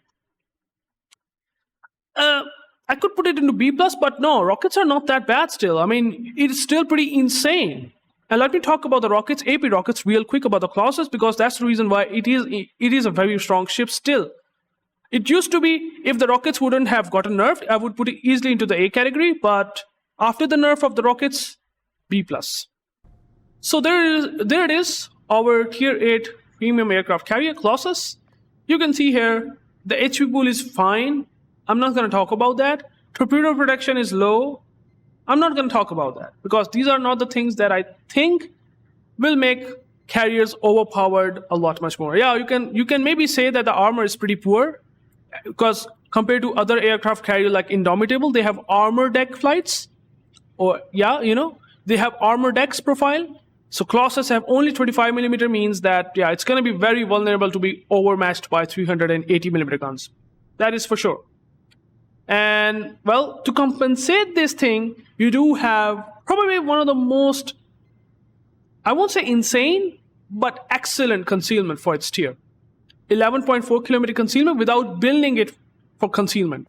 Like if I would build this carrier for concealment, and if I use the captain skill as well, the concealment will go bonkers. I'm not going to talk about it, but you should not build it that way, because you can use islands as cover. So what is the thing about the Colossus that makes it absolutely insane, even still in 2024? Well, these rockets. You do have access to armor-piercing rockets, AP rockets, that does 3,400 damage, which is almost similar to the Richthofen, which is tier 10 German aircraft carrier. But the thing about the Colossus is that you have access to 15 rockets instead of, I think, maybe 12. I don't remember the Richthofen rockets amount. It used to be 18 rockets, then they have nerfed it, and now it has 15 rockets in payload. You do have 3 strikes, so keep that in mind. And you do have a decent reticle. They also have nerfed the reticle, slightly bigger reticle. It used to be very, very slim, but now it's 20% bigger. So, and they also, make the rockets such that they will have a less chance on hitting onto the citadel. Like they increase the dispersion. So the rockets have a bit of a inconsistency now, but they are still absolutely insane. Don't get me wrong. You can smash cruisers for 20k damage. Before this carrier nerf, you can just def strike cruiser for full 34,000 HP. Yeah, full HP devastate cruiser. Now you can just do like 20k damage, sometimes 25k damage, sometimes 15k, 10k. So it's not going to just absolutely obliterate cruisers, but still going to smash them. You do have decent aircraft preparation. That's okay. Torpedo bombers, on the other hand, kind of felt a bit short. You do have 6 torpedo bombers. Now you do only have 2 attack flights, and for each flight you have 3 attacking flight planes. Okay, so it's not like Enterprise. Enterprise has 3 attack flights, and you do have 9 planes in that particular squad. But in this case, you have only 6. So this is something that I felt that is pretty short. And your torpedoes are also having very less damage. Enterprise has 5,200 alpha damage. Oh, sorry, Enterprise has 6,500 alpha damage. It has only 5,200 alpha damage. But your torpedo arming distance is good. Slightly better, like 10% better. But that's fine. It really does not matter. Your bombers, they're okay. 32mm armor penetration. You send a lot of bombs in payload. You send actually 18 bombs. So you do, and the reticle is so big that, you can set fires almost all the time. The fire chance is pretty much possible with a lot of bombs. So overall, the Colossus does have very decent armament. And by the way, these AP rockets can smash cruisers still, and they can also smash carriers still. Don't get me wrong, if there's a carrier that has a vulnerable citadel, you just go and try it out yourself. You can just smash him for 30,000 damage still, because carriers will have less chance to maneuver, even though it does have a pre-firing time delay of 3.4 seconds, which is pretty much the highest. It's higher than Richthofen, which is tier 10 German aircraft carrier, Tech 3 aircraft carrier. It is a lot higher than that. But the alpha damage is a lot higher than Richthofen. Like, the strike potential is a lot higher than Richthofen at tier 8, by the way. So, yeah, that's what Colossus is about. Concealment is good, so you can position yourself correctly. If you use torpedo bombers and bombers correctly, you can just use a lot of dot damage into your account, and you can use rockets to smash cruisers and even battleships, by the way. You just use them on upper belt and you can do a lot of damage. So Colossus not used to be like that old broken ship, like sort of broken ship. I mean, even still, I would not rate it to be like S tier before the nerfs, but still, after the nerf, Colossus for me seems to be around B+. Very good, but not like too good to be in the A tier category. Okay, so the next ship, oh boy. The next ship is going to be another British light cruiser. It's a tier 7, very notorious, and still broken, and still a lot broken. The good old Belfast, the Payfast, the ship that everyone hates in World of Warships. Still, if it gets into the ranked battles, it's going to be really making your life hard. Oh my goodness. So Belfast, yeah, I mean, what can I say? Easy S tier, easy. Like, I don't even need to think twice. It's super easy S tier. So, what Belfast is about? The pay fast, the good old fast, the fast. I don't know how to make it fast, but it is insane. It's insane, guys. Oh boy. So, where do I start from? I would start it from consumables because that's the strength of Belfast. Okay? It has access to radar, which at tier 7 already makes it A tier. It already makes it into the A tier category. I mean, if you give a cruiser a radar, which means that you have a ability to counter destroyers at lower tiers. That is already very special. But what makes it even more special that you do have smokes. You have smokes. You literally have smokes for a cruiser that has pretty decent HP at 38,000. And I would like to think about something that you might feel is an addition for a Belfast. I will give you 3 seconds. 1, 2, 3. There's something that Wargaming has given to the Belfast, unlike anything in the game. For a tier 7, you have access to tier 5 slot. Tier 5 slot, access at tier 7. You only get it at tier 8, but you get access to this at tier 7.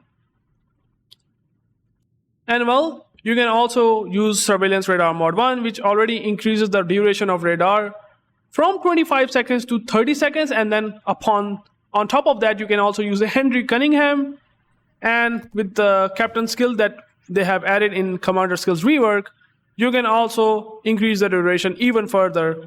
And by the way, consumable enhancements will so much help the Belfast because you also do have Hydro.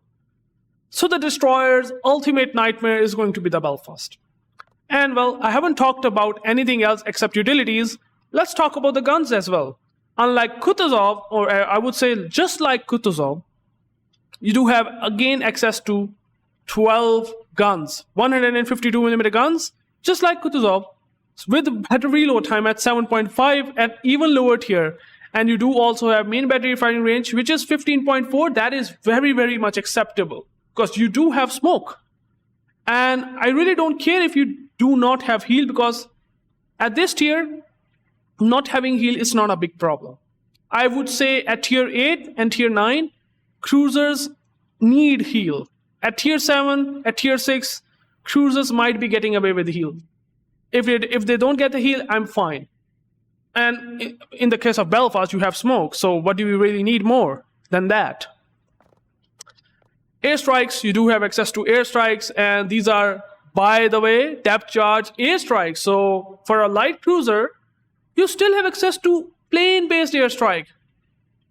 Boy, oh boy. I mean, I don't know why they haven't given those depth charges, which you can just throw around ship, like ship-based airstrikes. They haven't given them. They have given plane-based airstrikes. So yeah, you don't have to go very close to submarine and do the shenanigans. So that is also insane. I don't understand why. They could have nerfed the Belfast, but they haven't. And in fact, they have given these depth charge airstrike, the plane-based airstrike. Then you have okay anti-defense. Again, carriers will screw you up. It does not matter if you do have anti-defense or not. Okay, but anti-defense means it does have a bit of you get a bit more chance, right? Anyways, and by the way, you do have good maneuverability, and since you have access to concealment system mod 1 at tier 7, your concealment gets to 8.9 kilometers. So that is very stealthy, and your radar is also insane at 8.5. So a destroyer that spots you will ultimately get into your radar range. No matter how much you exaggerate it or not, you are in a deep trouble when there is a Belfast in the enemy team, if you are a destroyer player. So with this HE spam that it has, the potential to set fires, like you do have insane fire chance at 10%. And by the way, you do have Andrew Cunningham, so expect so much proc talents for this ship in ranked battles, especially if you get 2 kills, you get access to extra smoke and extra radar and extra hydro. Oh boy, it's broken, guys. It's just broken. Dude, if you do have Belfast, you will just make life nightmare for every ship class in World of Warships, even if it's submarine. Okay, so the next ship is going to be Smolensk, the Russian light cruiser at tier 10. That is also a rare ship, and a lot of players might know this cruiser. Like, even though it's rare and it's not available to purchase, but I'm sure the Smolensk is notoriously having a bad reputation in World of Warships. And I will explain this why if you don't know. So just keep that in mind. So if you ask me, I would rate Smolensk still to be S tier, broken ship in World of Warships. Yeah, I know there were some instances where you can say that Smolensk was a lot much more broken, and there are so many things that have changed that make Smolensk a lot less powerful. But still, in 2024, if you ask me, easy S tier still. I mean, you can say it A plus tier, because a couple of things that Smolensk have to keep in mind, but still, it is an absolutely insane Russian cruiser. Oh boy. So let's talk about Smolensk real quick. So you can see I have Smolensk in port, and well, Smolensk is really broken for a lot of reasons. So first of all, well, as you can see here, it has 16 guns that are having 4.5 seconds of reload time. So you do have insane HE-DPM as well as AP-DPM. I mean, go figure it out. If there's a battleship at 10 kilometers that show broadside, and if you use AP with 16 of these guns, that has, I think, a destroyer level dispersion. It does not have cruiser dispersion, rather they have given it destroyer dispersion, which will make it even more accurate, okay? And well, these 130mm guns have pretty insane shell velocity. It has better shell velocity than Des Moines class heavy cruiser that has 203mm guns, so you expect those guns to be a lot much more fast in shell velocity. But well, since we are talking about a fantasy Soviet ship, because why the hell not? Well, you have 130mm guns that has insane shell velocity with 4.5 seconds of reload time. It's just going to spam cruisers with ease with this insane fire chance of 10%. I mean, if you go and just put the flag, which I would highly recommend, your fire chance get up to 10%, which is insane. And with this reload time and with this range, because I mean you don't need to basically feel bad if you use a range mod, because well, your shell velocity on the guns is so good that with the range mod your range will get up to 16 kilometers, which is very comfortable. And with this very good reload time already for 4.5 seconds, you're gonna be absolute menace for battleships. And what makes it even more broken is, well, they have given smoke for this light cruiser that has HE capabilities that are absolutely insane. You do have 4 heals. Your survivability might not look good on paper, but well, since I have used Ovechkin, it does help quite a lot. Survivability expert increases its HP up to 37,400. I mean, its base HP is around 32,000, so it's pretty low. But now with the survivability expert, improved survivability expert, it does get a lot much more decent. And if you build it that way, where heavy HE and sap shells just going to clearly buff HE shell damage by 10% without nerfing the ship concealment, your concealment gets up to still 10 kilometers, which is very, very good. Anti-defense is pretty good, but aircraft carriers, if they want to farm you, it does not really matter. So I'm not going to talk about it, but yeah, so they can take some losses because of this decent anti-defense. But this fire chance, and with these HE shells that does almost 2000 damage, and with these insane shell velocity, Smolensk is insane. In 2024, you do also have torpedoes, so if there is a battleship that has come to very close towards you, you can send these torpedoes and they deal pretty decent damage. So you do also have defensive tool. And you know what is the most broken thing about the Smolensk? Well, look at the armor. Its armor is 70mm. The Citadel armor belt is 70mm, and by the way, it is very small in profile. And by the way, it's so thinly armored that the battleships are mostly going to get overpens if they are around 10 kilometers. Go figure it out. 70 millimeter armor penetration, armor thickness is very, very thin. That you actually going to overpen this cruiser, even though if you hit the Citadel armor. Your fuse time is normally high enough that at this tier, at tier 10, it becomes obscene. I mean, they have given it terrible armor, but it's working really well at tier 10 because, well, it's going to get overpenned. Only issue with Smolensk is that, by the way, it's not going to be even overmatchable by roof, so keep that in mind. 50mm deck means that no Satsuma Yamato incomparable can do any shit to him. So yeah, but obviously, if there is a Malta player, yeah, you gotta be very careful. Otherwise, you're going to get death struck by him. But other than that, you're going to just edgy spam battleships by burning down to death.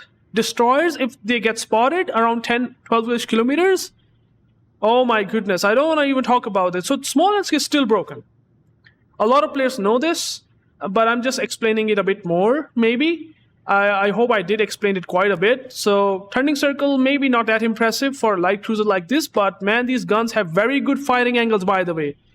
Its kiting firing angles, its bow in firing angles are really impressive, so you don't have to give a lot of angle, and mostly battleship will going to give, like, they will just overpen you even if you are angled because of that thinly armored. You're such a small ship that you almost feels like a destroyer. If I compare it to Elbing, that's not going to be a big surprise. It almost feels like Ragnar in terms of its, body thickness, okay? So Smolensk feels exactly like that. So it's pretty good in 2024. I would say it's pretty broken in 2024. So yeah, it still have this name and it will still going to be overpowered. So yeah, that's how it is. Smolensk is, in my opinion, simply overpowered. Yeah. There are some counters to it, sure.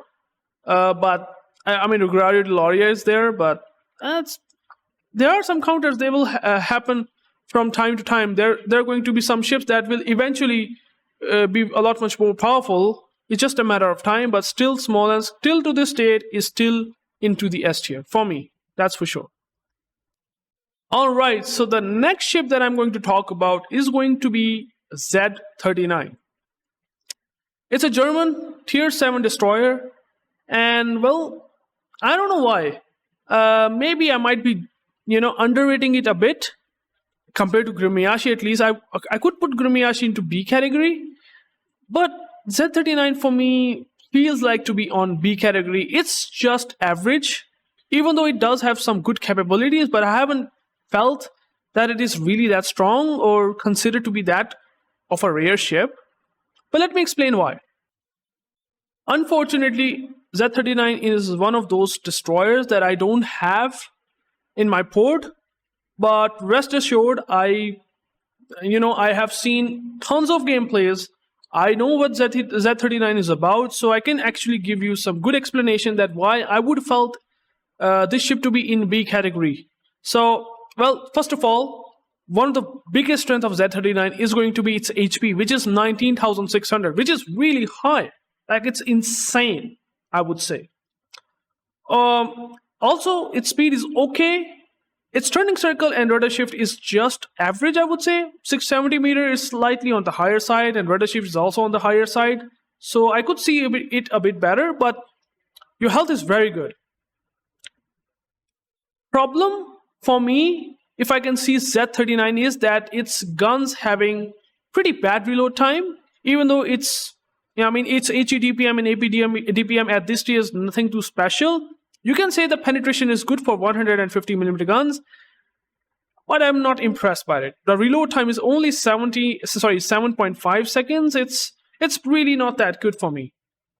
AP penetration is pretty good for its tier, I would say. 67mm pen at 12 kilometer means that it does have a very good chance to Citadel cruisers, especially at around 8 kilometers. You can see here the penetration gets a lot much better.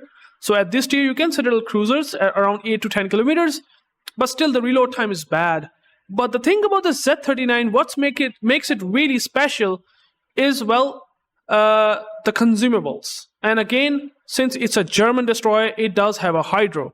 And well, not only that it does have a hydro, which is 5 kilometer, you also have access to consumable, I won't say consumable, an upgrade just like Belfast. I've showed you the Belfast that have a concealment module or mod on its upgrades. Well, Z39 exactly has that. Now, I can't show you that in the port since I don't have it, so I'm just gonna show you here. But you can see here, Z39 has 5.7 kilometer range, 5.7 kilometer concealment, and with 5 kilometer hydro and smoke, it means that you can push into destroyers, sort of, and with this HP pool that you have, you can just tank some damage, and you can just caught them in hydro, and while you are staying in smoke, you can just farm them easily. But again, the guns reload time and all that stuff, the torpedoes are just average. The range is pretty average, like 8.5 kilometer range, so it's not even 10 kilometers, even though at tier 7, it's okay, but I feel that it's sort of lacking at this tier. So that's the reason why I'm not a big fan of Z39, and hence the reason why I would say, in general, that it's not really that interesting of a ship. I would maybe even rate Gremyashchy to be better, but again, your good concealment, which is 5.7, which means that you can outspot a lot of destroyer, and then you do have hydro, means that it does have some power plays. So that's where Z39 might shine. But for me, it's in the B tier category. Okay, so the next ship is going to be the tier 9 premium battleship, the Japanese Musashi. Musashi is obviously very powerful in World of Warships. I will explain it, but I'm sure you guys know it if you have played this game for some time, and you guys know how powerful this ship is. So yeah, let me explain Musashi just a bit, but on which category do I put this ship? Well, you don't need to guess twice, obviously, and it will go straight up to the S tier. Definitely a rare ship in World of Warships. For a reason, for something that no one has access at this tier, and I think it will never going to be changed ever. Like Musashi and its unique capabilities will not going to be changed at all. It's such a historically powerful Japanese ship, which definitely goes pretty much same in World of Warships. So let me explain Musashi very quickly. So this is the Musashi in my port. Well, the selling point of Musashi and the reason why it is broken, because you have 460mm guns at tier 9. These are the same Yamato guns that you find on tier 10, but instead you get it on tier 9, all 9 of these guns. And well, it does not have any downside except it has 1.8 sigma, which is slightly less accurate compared to the Yamato 2.1 sigma. But honestly, 1.8 sigma for a battleship, for a Japanese battleship, is pretty good. Still pretty good. Now, it's not really like good like Yamato, but you will still smash absolutely everything in this tier. Like you do have 14,800 alpha damage. Your HE, I mean, you will not going to use HE ever anyway, but you still have insane HE, 7,300 alpha damage. Your guns have really good shell velocity. Your HP pool is insane at 97,000 for tier 9 battleship. Whoa, that's a lot of HP. Torpedo protection is unlike anything in the game, 55%. Like no one even gets close to this torpedo protection at this tier. Insane. Well, the only reason why Musashi has one drawback is, again, just like Massachusetts, it has poor airstrike. 5 kilometer range only. So against submarines, you're going to suffer. Against carriers, you're going to suffer for sure, but at least against carriers, you do have something which we call fighter. If you use it correctly, you do have 4 number of fighters, so you can, sort of, make carriers' life a bit rough if you use these fighter planes. So they will not going to have multiple strikes, but again, at if there's a carrier at tier 8, you can defend yourself pretty well because you do have a lot of HP to tank, and you do have these fighter consumables. So yeah, that's pretty good. Your anti-air defense is pretty bad.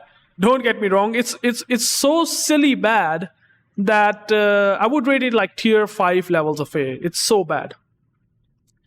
So these are the strengths. Musashi, because you do have a lot of HP, so you can heal back a lot as well. You do have 5 heals. You can use Yamamoto, Legendary Captain on it, so which will give you access to the preventive maintenance, improved preventive maintenance, as well as threat traverse improvement. Now, coming to the downside, even though, I haven't talked fully about all the pros, let me explain all of those pros quickly first. 57mm armor deck means that if you are bowing in and cruisers are shooting from the bow side, well, this will tank a lot of shells. You do have very small superstructure, and even on top of that, you do also have this 50mm plating onto the superstructure armor. So very small superstructure, and you do have that thick plating of 57mm, and also 50mm on the back means that you are very tanky. And you are already very tanky because you have 97,000 HP. With these guns, that does overmatch 32mm armor. You can now lol pen battleships, even if they are bowing in. And this is huge. This is so huge. I don't want to emphasize it too much, but I can just simply say that it is broken. At tier 9, you having access to these guns that can literally overmatch battleships. I mean, you can easily overmatch cruisers as well. And with this alpha damage at this tier, with this reload time at 30 seconds, I mean, you have 26.4 because of the reload mod, but yeah, with the range, it has 26 kilometers. So you can snipe carriers. Yeah, that is pretty powerful, like really powerful. I mean, you can just go and check out 899 div. Means there's a tier at carrier, and there are 2 Musashis, and you can just do absolutely bonkers against aircraft carrier. Like, you can just literally annihilate life of aircraft carrier, even though you do have poor air defense. But air defense does not really matter if you kill the carrier in the first place, right? So you can do that. So it's insane. You do, however, have some weaknesses. The biggest weakness of Musashi is obviously that it has absolutely garbage, like literally garbage third traverse. It has 66 seconds of third traverse, 180-degree turn time, 66 seconds. And by the way, I have put the Yamamoto captain that has improved grease the gears. Okay, now I could reduce it further by using another main battery mod 2, but I need aiming system mod 1 for better dispersion, so I can't really do that. But yeah, third traverse is poor. Your maneuverability is poor. You can see here maneuverability is bad, but you have so much tankiness that you can absolutely tank too much damage at this tier, like way too much. Your concealment is 14.1. I haven't built Yamamoto Isuruku again for the concealment. That's my choice personally, so that's the reason why. With these skills that I'm using, I just built it full tank build. As you can see here, you're just going to be having very difficult time killing Musashi. Like, it's really difficult. Your turning cycle is not good. Rudder shift time is again okay, but yeah. Apart from these issues, Musashi has too many strengths. Way too many strengths. In fact, overpowered level of strengths that I would rate it to be S tier.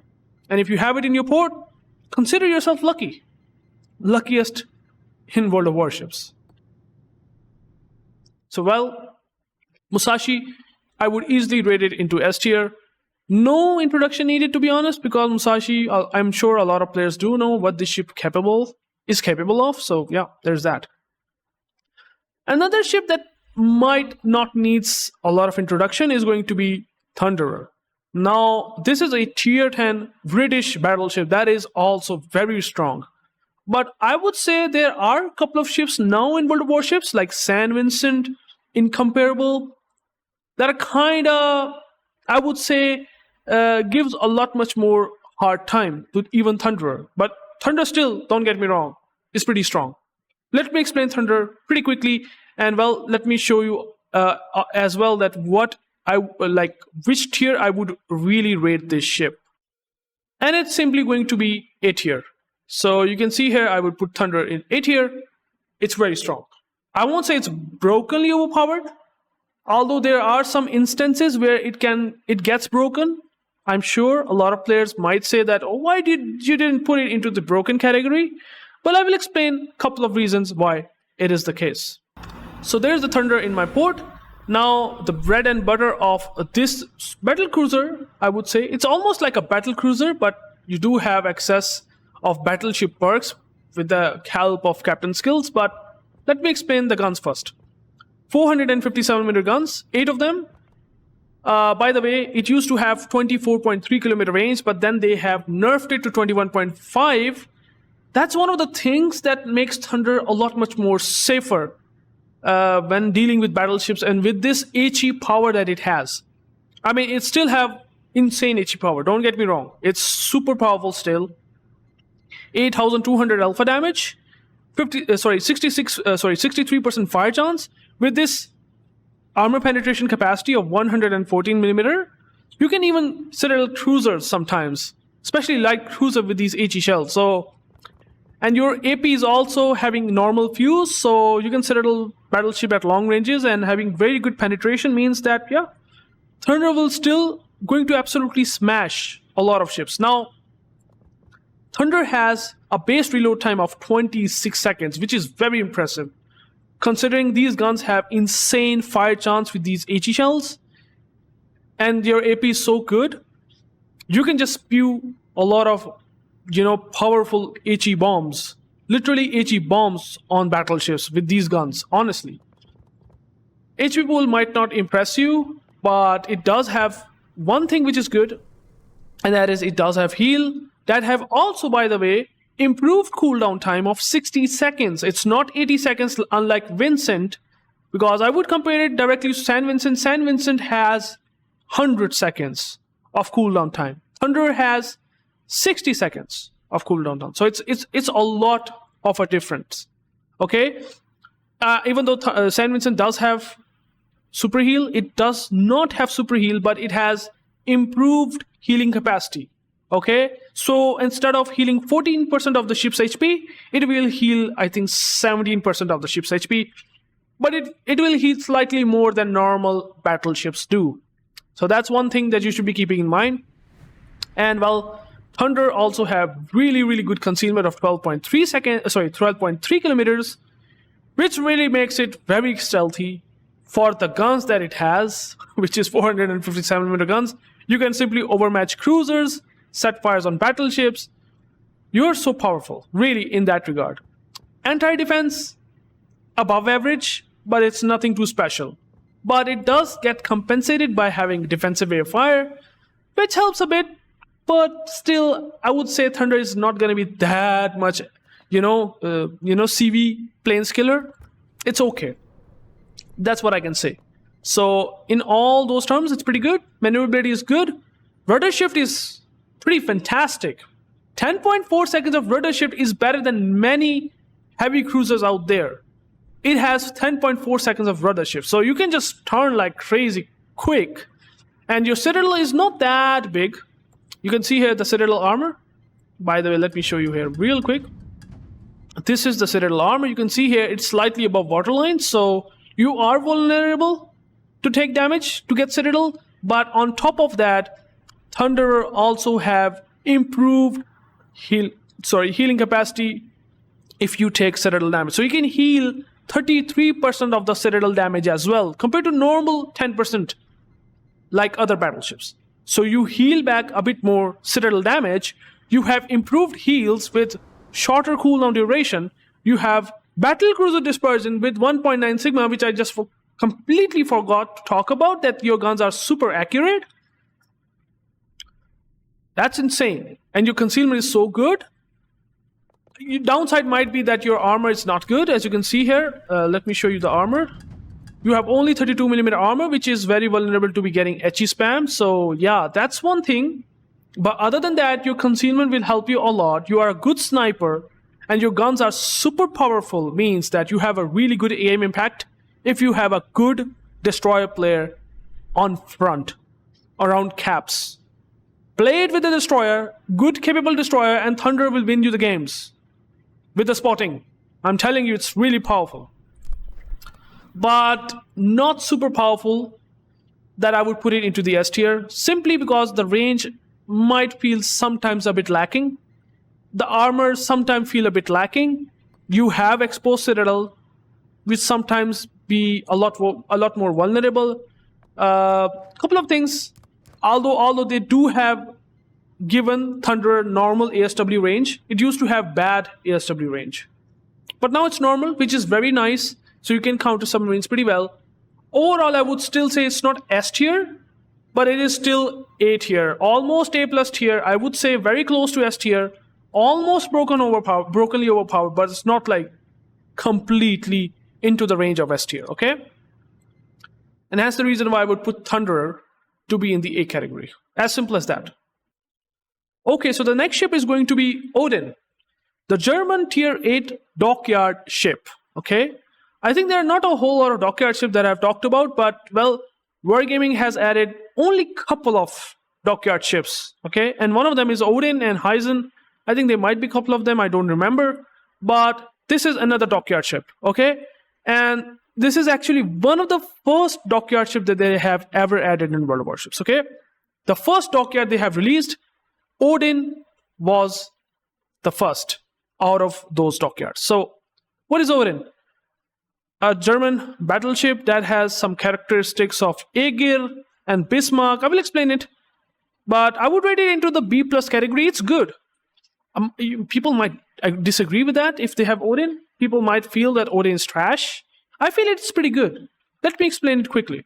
So there it is. The Odin, the tier 8 premium German battleship. Now it does have 9 guns, only 305mm guns, but you can see here that the reload time is only 23 seconds, which is pretty nice. It has 1.8 sigma with battleship dispersion, which means that it does not have improved accuracy, but the reload time with 1.8 sigma means that it's going to be pretty okay. Oh, that's fine. Decent firing range. It's nothing really impressive, but it's not too bad either. It's just average, I would say, for its tier. Torpedoes, which is very nice. Now, I would actually say that it's kind of the mix of Tirpitz, because Tirpitz have torpedoes, and it's also having a mix of Bismarck and Aegir. Aegir have 305mm guns. You also have access to these guns with pretty much similar firing range, and you do have access to these torpedoes that work like Tirpitz, 6km. And if I talk about something on the terms of the similar levels like Bismarck, you do also have hydroacoustic surge. 5km only though. It's not like 6km, so keep that in mind. But still, you do have a hydro, which is nice against torpedoes, and you can spot destroyers as well at close ranges. And you also have spotter plane, which is very nice. So you can also have spotter plane, a hydro, you also have heal, and that's pretty good. And you can also put Gunther Lutyens. And again, one more thing which is pretty nice is that you do have good secondaries. 138mm guns and also 150mm guns. So it basically means that you do have really good secondaries. I mean, I won't say like crazy good, but it's really good. Like German battleship used to have really good secondaries regardless. So if you build it pretty nicely, for example, I have built this thing pretty correctly, I would say. I have used the aiming system mod 1 again because I'm not a fan of secondary builds. I just use them like this.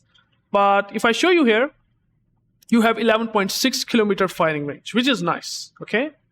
So with this range and with these guns that reload quickly, you can do pretty decent damage, okay? So Odin is not that bad. The only problem with the Odin is, and hence the reason why I would put it into the B plus category and not A, because it's not overpowered at all, okay?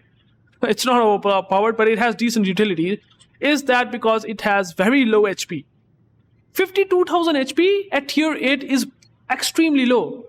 I mean, even if you compare it to like battle cruisers, it makes sense, but for a battleship, it still does not really make sense. Your armor profile is good, like 50mm deck armor. Even the cast-made side armor is also 45mm.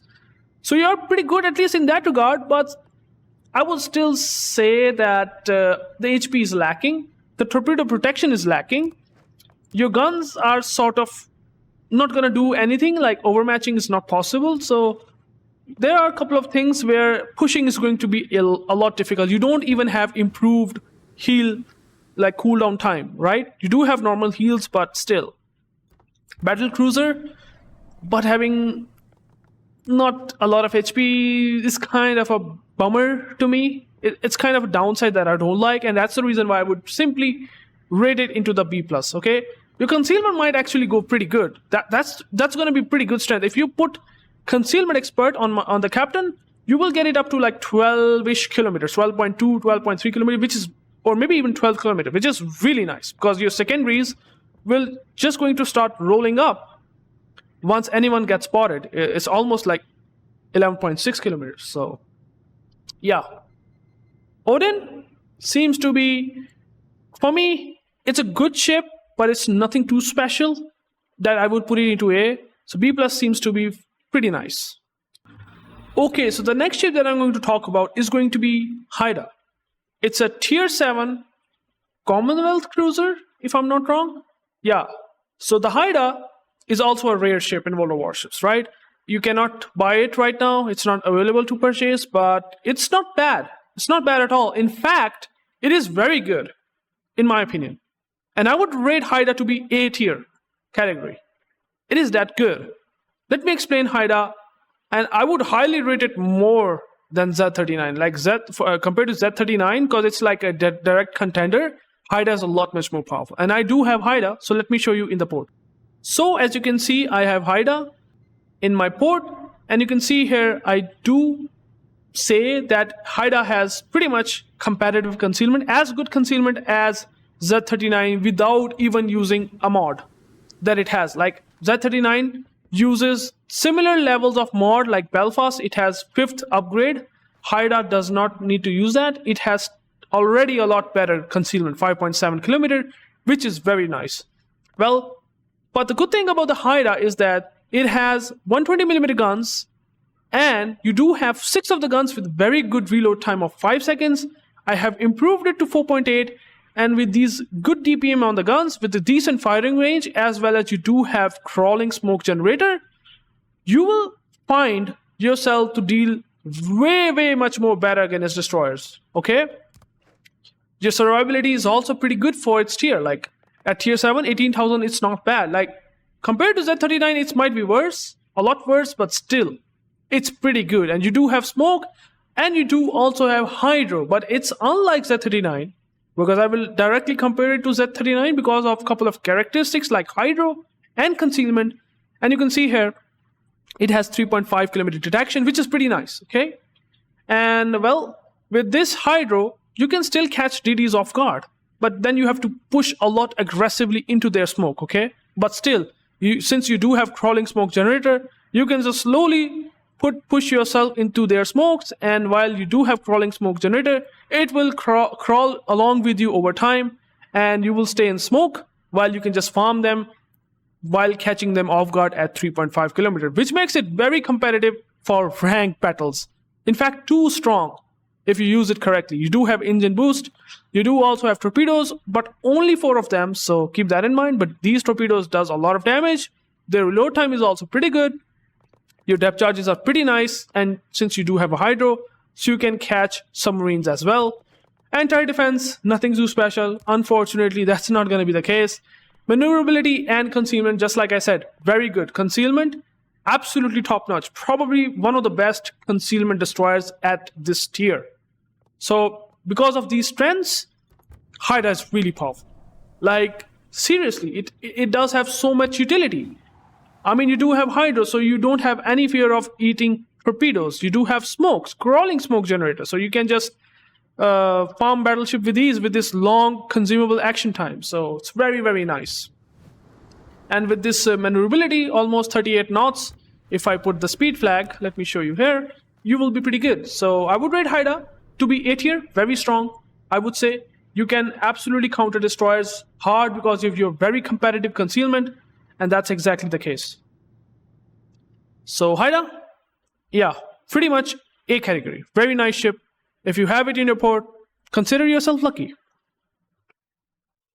Okay, there's going to be another destroyer, which is This time, going to be German T61 at tier 6. Premium destroyer. And I would say it's very nice. Very good destroyer. I have played it. I felt it really strong. I would put it into the A category. For its tier, T61 feels to be very competitive. Very nice and powerful. And let me explain you why. So you can see here I have T61 in my board. And well, the selling point of this ship, and I would say the reason why it's rare ship right now, is because it has pretty good utility. It has hydro, which is 4 km, which is a lot better than the Haida. And you do have engine boost as well as smoke. So you can just farm battleship with ease. But also the T61 has 128mm guns. Now, I haven't talked about one thing that German destroyers do have, which is their improved armor penetration capacity. It has already 32mm penetration, so you don't need to use IFH or anything, and you will just easily going to get HE pens.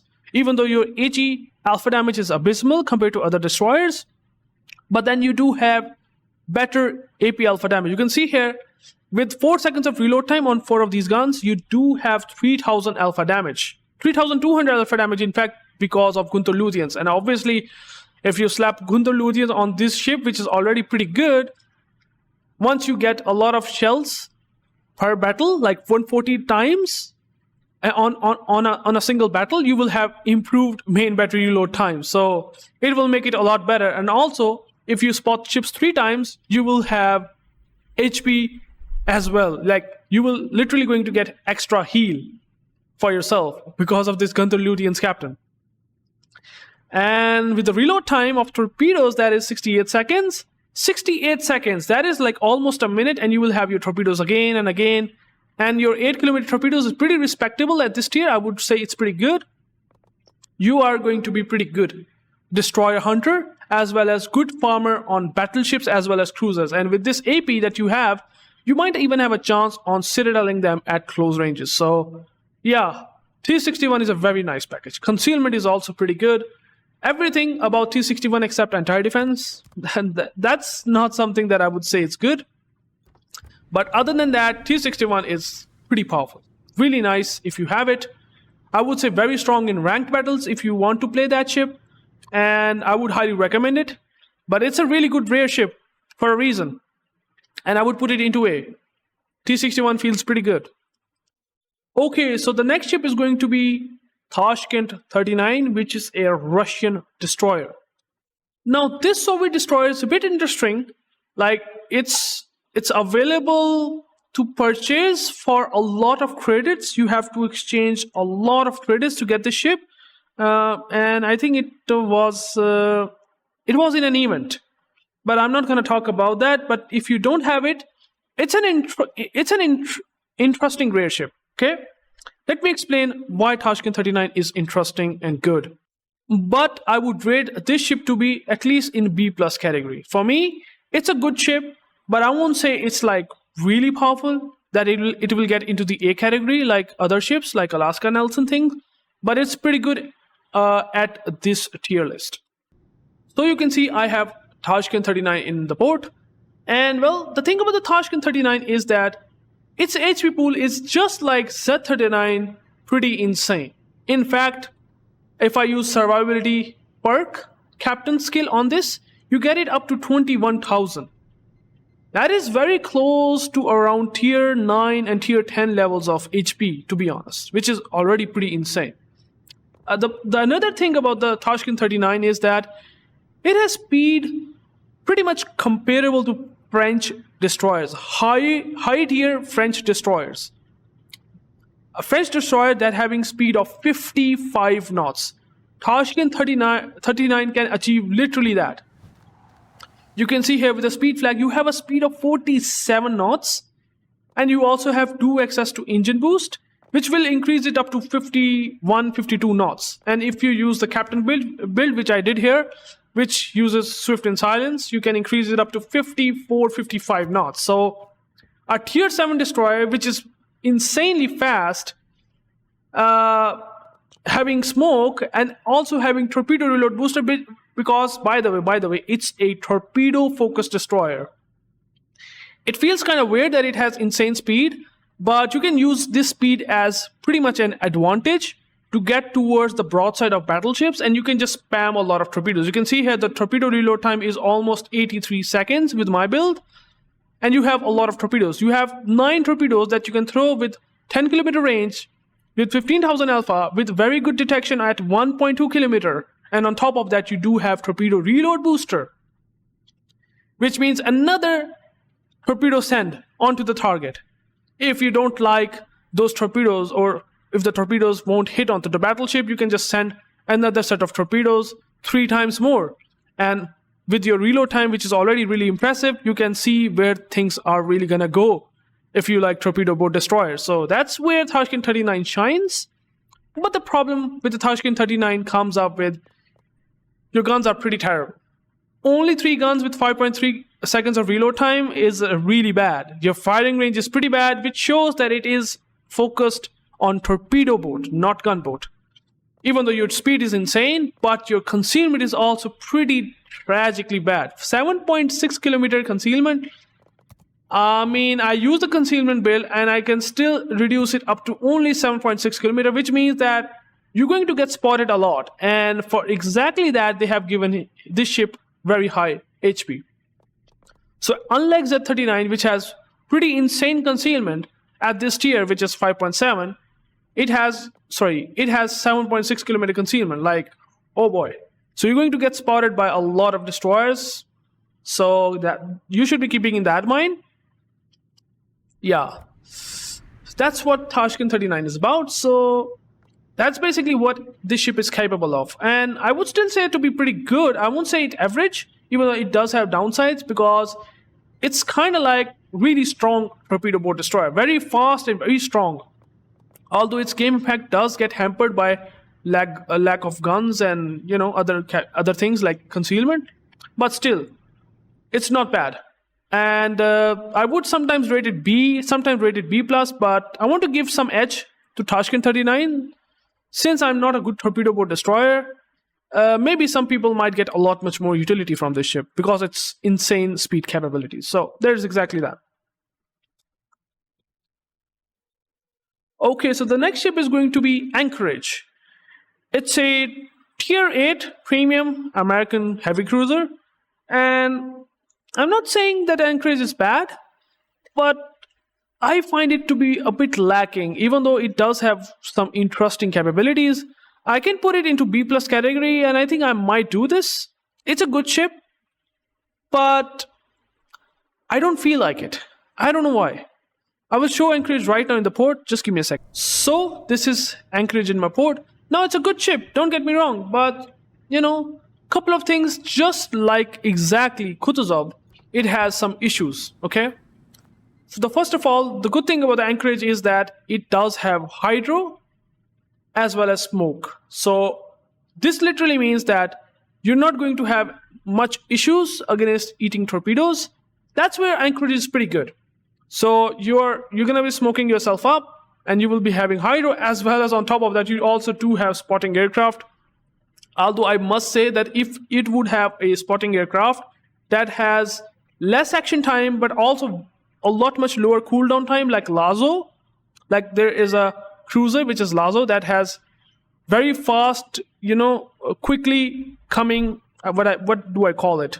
It does have very quick spotting aircraft, consumable at will. It's not like that, so it will take a lot much longer. Like its cooldown is pretty insane, so that's where it's not that good. But still, spotting aircraft helps a lot with this range, which is not that really good at tier 8. I mean, it's okay, don't get me wrong. I might be having a bit too much expectations problem, but still it's decent.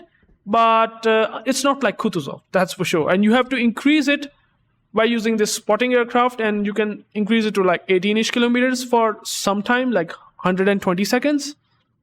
Your HP pool, just like Kutuzov, is not that impressive. 42,000, you can maybe use a cruiser HP perk and you can increase it, but still, not a big fan of that. Torpedoes are okay, you do have torpedoes just like Kutuzov, a lot better because having better range is nice. 10.5 kilometers helps a lot because your concealment is pretty nice. 10.7 kilometer for a heavy cruiser. this concealment is not bad, to be honest. It's good. Anti-defense, nothing to brag about. Maneuverability, nothing to brag about. I mean, if you use the these signals, well, you can improve the speed and fire chance on these guns. Well, I didn't talk about the guns, that it has 12 guns, very high reload time, to be honest. So I don't feel like that much for Anchorage. I feel that the Kutuzov is a lot better with this lower reload time. I mean, it does have 203mm guns, so you can penetrate 32mm armor decks, but still, not a big fan of Anchorage. I would say it's good, but I won't be very much interested if you have Kutuzov, because Kutuzov feels a bit more easier and nicer, since you also do not have access to heal. So yeah, for me, Anchorage feels like to be on B+ category. I can just put it into the B+. It's pretty good for that. It's not like terrible, like it's not like too average. I won't say terrible. Like Z39. Z39 is just not for me, and that's why I put there. But Anchorage is kind of B+. It's good, but that's it. Okay, so the next ship. Yikes. How do I call these ships, man? The upcoming ships are going to be pretty powerful. I can tell you for sure. Because Kamikaze, it's a tier 5 Japanese destroyer.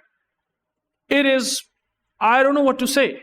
I just don't even have to think twice about this. I mean, I'm just going to simply put it into S tier. Kamikaze, the Japanese tier 5 premium destroyer, is the most broken tier 5 torpedo boat destroyer that Wargaming had ever produced. It is simply too powerful. Let me explain. So there it is. I have Kamikaze, and well, the reason why Kamikaze is just simply overpowered for a torpedo boat destroyer is, well, because of these torpedoes. These torpedoes having almost 40 seconds of reload time, but these torpedoes at this tier, at tier 5, having damage to that of tier 7 and tier 8 torpedoes. 14,400 damage at this tier is devastating. And by the way, look at the torpedo speed, 75 knots, and look at the torpedo detection, 1.4 kilometer. So these are, unlike Japanese torpedoes, not having issue with those slightly poor detection like Shimakaze. Shimakaze usually have 1.7, 1.8 kilometer detection. Kamikaze torpedoes work exactly like American stealthy torpedoes. So with this speed and with this low detection, there's no chance for a battleship to dodge these torpedoes whatsoever, let alone cruisers and even destroyers. And you do spam so many torpedoes, 6 of them every 40 seconds, that any battleship that is literally trying to push you is going to get flooded down to death because of the spam of torpedoes. It is basically a Benham at tier 5. It's literally a Benham at tier 5, and then on top of that you do have these guns, 4 of them, like Benham, but they're having a lot of alpha damage. 2000 alpha damage is pretty good. Now the thing about the Kamikaze is, unlike Benham, which is kind of a direct contender to this ship, it does spam torpedoes like Benham. I mean, Benham is a bit more powerful, I would say, in terms of spamming torpedoes. But the Kamikaze comes up with this absurd 5.4 kilometer concealment. Now that is absurd. Now Benham cannot have this concealment which Kamikaze has. If the Benham would have concealment of 5.4 kilometer, oh my god, I would just completely rate Benham to be S tier. But hence the reason why I would rate Kamikaze to be S, because of this really good concealment. Concealment decides if you want to choose a fight or not. Very easily, because you will outspot other destroyers. And hence the reason, the concealment, really good concealment, combined with the fact that you do have good HE alpha guns, even though the reload time is terrible, but it's still pretty good. Like, you can just kill low HP targets. Japanese guns are very underrated, yet they are too good. People don't use it, that's another issue. Your torpedoes, just like I said, 7 kilometer range might be a bit lacking, but then you do have 5.4 kilometers, so you can just easily wiggle around here and there. And with your maneuverability, insane maneuverability of 40 knots, and with the engine boost that you have, and the smoke you do have for disengaging, well, you guys know what to do. You're just going to smash battleships and cruisers alike with these torpedoes. So These are undodgeable torpedoes. These are almost having... You cannot dodge these torpedoes, guys. It's impossible. It's really terrible. Unless you have hydro, which at this tier you don't have hydro at all. Like Battleship don't usually have hydro, so good luck dodging these torpedoes. So yeah, broken, absolutely. It got more broken over time because, well, you can use now speed perks. You don't used to have these speed perks, like torpedo speed increase. You don't used to have these perks. Now you do have. So you can just improve the speed of torpedoes, which I exactly did. And now these torpedoes are kind of monsters. They will just move 75 knots at 1.4 kilometer detection. So yeah, good luck. Probably the ultimate seal clubber in World of Warships. Kamikaze. Pretty much. Simple. You know what is more powerful than Kamikaze? But at, tier 10? I would say Smaland. So, another absolutely broken destroyer. This ship literally wins you the game. If you have Smaland in your team, a really good Smaland player can literally decide the game for the enemy team and for your team. So, Smaland, easy S tier. I think one of those destroyers that I would just simply put it easily into the S tier. It's so easy to just comprehend about the Smaland and which category does it belong that I don't need to even blink. I would simply, just put it into the S tier before blinking of an eye. It's that powerful. Okay, so here it is, the Smaland. Very, very powerful ship in World of Warships. I would say broken for a lot of reasons. Now, first of all, Smaland, for a destroyer, having heal, which makes it a lot much more survivable, to be honest. You have access to heal, and on top of that, you have access to surveillance radar, and since your concealment is 6.2 kilometer, 6.1 kilometer, you don't need to use concealment mod on Smaland, to be honest. You just simply use no, concealment, and you will be just fine. Like, you can just use this captain. I'm using Jerzy Saversky, by the way, which also improves Adrenaline Rush, as well as you can use Fearless Brawler, so you don't need to trade out your Concealment Expert. You don't need to use Concealment Expert. You have so good concealment. You pop the radar, the destroyer that spots you will get spotted back in return. 7.5 kilometer. You do have Repair Party, Emergency Engine Power, which means that you do have speed, which will get it to like 45, 46 knots. Like, this is almost going to get like likely to be the speed of Khabarovsk. You're getting into the Russian destroyer speed levels if you use an emergency engine power, which is insane. Even though it doesn't last for long, but it's still really good. And with this 20 seconds of radar, you have a really good chance in killing out that destroyer that is trying to push you, which automatically decides the fate of the game. Either you will win or not. Well, this radar and your shooting will decide. And if your engagement is successful, you will literally kill a destroyer. And you do have heal to just back you up. You will survive. And, well, to back you up, you do have these guns that have insane DPM. After Marceau, which you can get it for cool, you have Smaland that has pretty much similar levels of DPM. Damage per minute. Your HE shells have very good damage per minute with really good fire chance. And your AP is also very nice. With 1.5 seconds of reload time, with 4 of these guns, yeah, it's going to be really pain to deal with against Smaland. It's going to be really bad. So, Smaland is insane. You do also have access to torpedoes, unlike Ragnar. I mean, if you really compare it to Ragnar, which I really don't think so that you should compare it to. Maybe you compare it to some extent, but still. These torpedoes, you have access to these torpedoes, 12 kilometer range, really good speed on these torpedoes, really good reload time. You use them, you get floods, you set fires, you are a really good gunboat. What do you want from a ship? You will win the games if you use it correctly. You can use islands as cover. Smaland will be an absolute menace. Your firing range is 13.7 with the range mod build. If you use the captain skill, which I use here, very comfortable. Smaland is going to be extremely comfortable if you play it like this. Gunboat, destroyer, killer at this tier. Overpowered destroyer in World of Warships. And hence the reason why I would put literally there in S tier. There are only a couple of ships. One of them is Kamikaze and Smaland. in terms of destroyers, okay? So there's exactly that.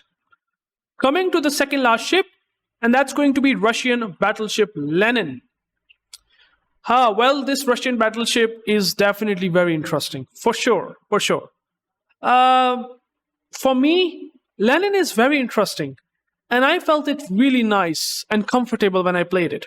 I will explain everything, but what I can tell you here is that I would rate it simply to be S tier battleship. For me, Lenin is S tier, and let me explain why. So there it is, the Lenin. And I would say it's one of the most tankiest battleship at this tier. It's really tanky.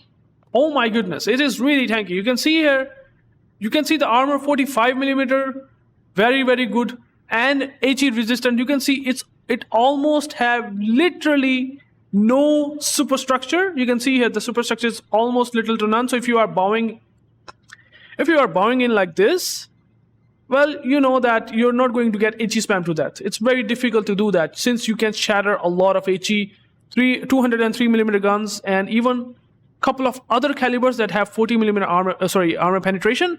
They won't be able to do anything, okay? Your side armor is also 50mm, which means that you won't be getting penetrated from this angle either. So that's pretty good. As well as you also do have 32mm bow, and you also do have icebreaker, which means that you're not going to get citadeled from the bow, okay? So that's pretty good. Even though the Lenin problem is that it does have vulnerable armor in terms of citadel. Like citadel is big. You can see here the citadel is definitely above borderline. But again, you don't need to show broadside. You're just bowing in and you just tank.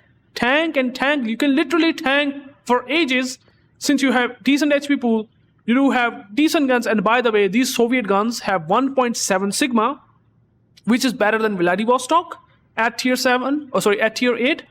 And well, it's unnerfed because Vladivostok used to have good Sigma and they have nerfed it, but they haven't done this for Lenin. And by the way, these guns work like that. So if you are closer to the target, if you are under 10 kilometers, your gun's going to be pretty much almost battle cruiser like dispersion. It will give you almost battle cruiser like dispersion. So dispersion is going to be significantly improved at close ranges, and it will be a lot worse at long ranges, which means that if you're pushing into the with the Lenin, you will have a great time, and you can just bow tank a lot of damage.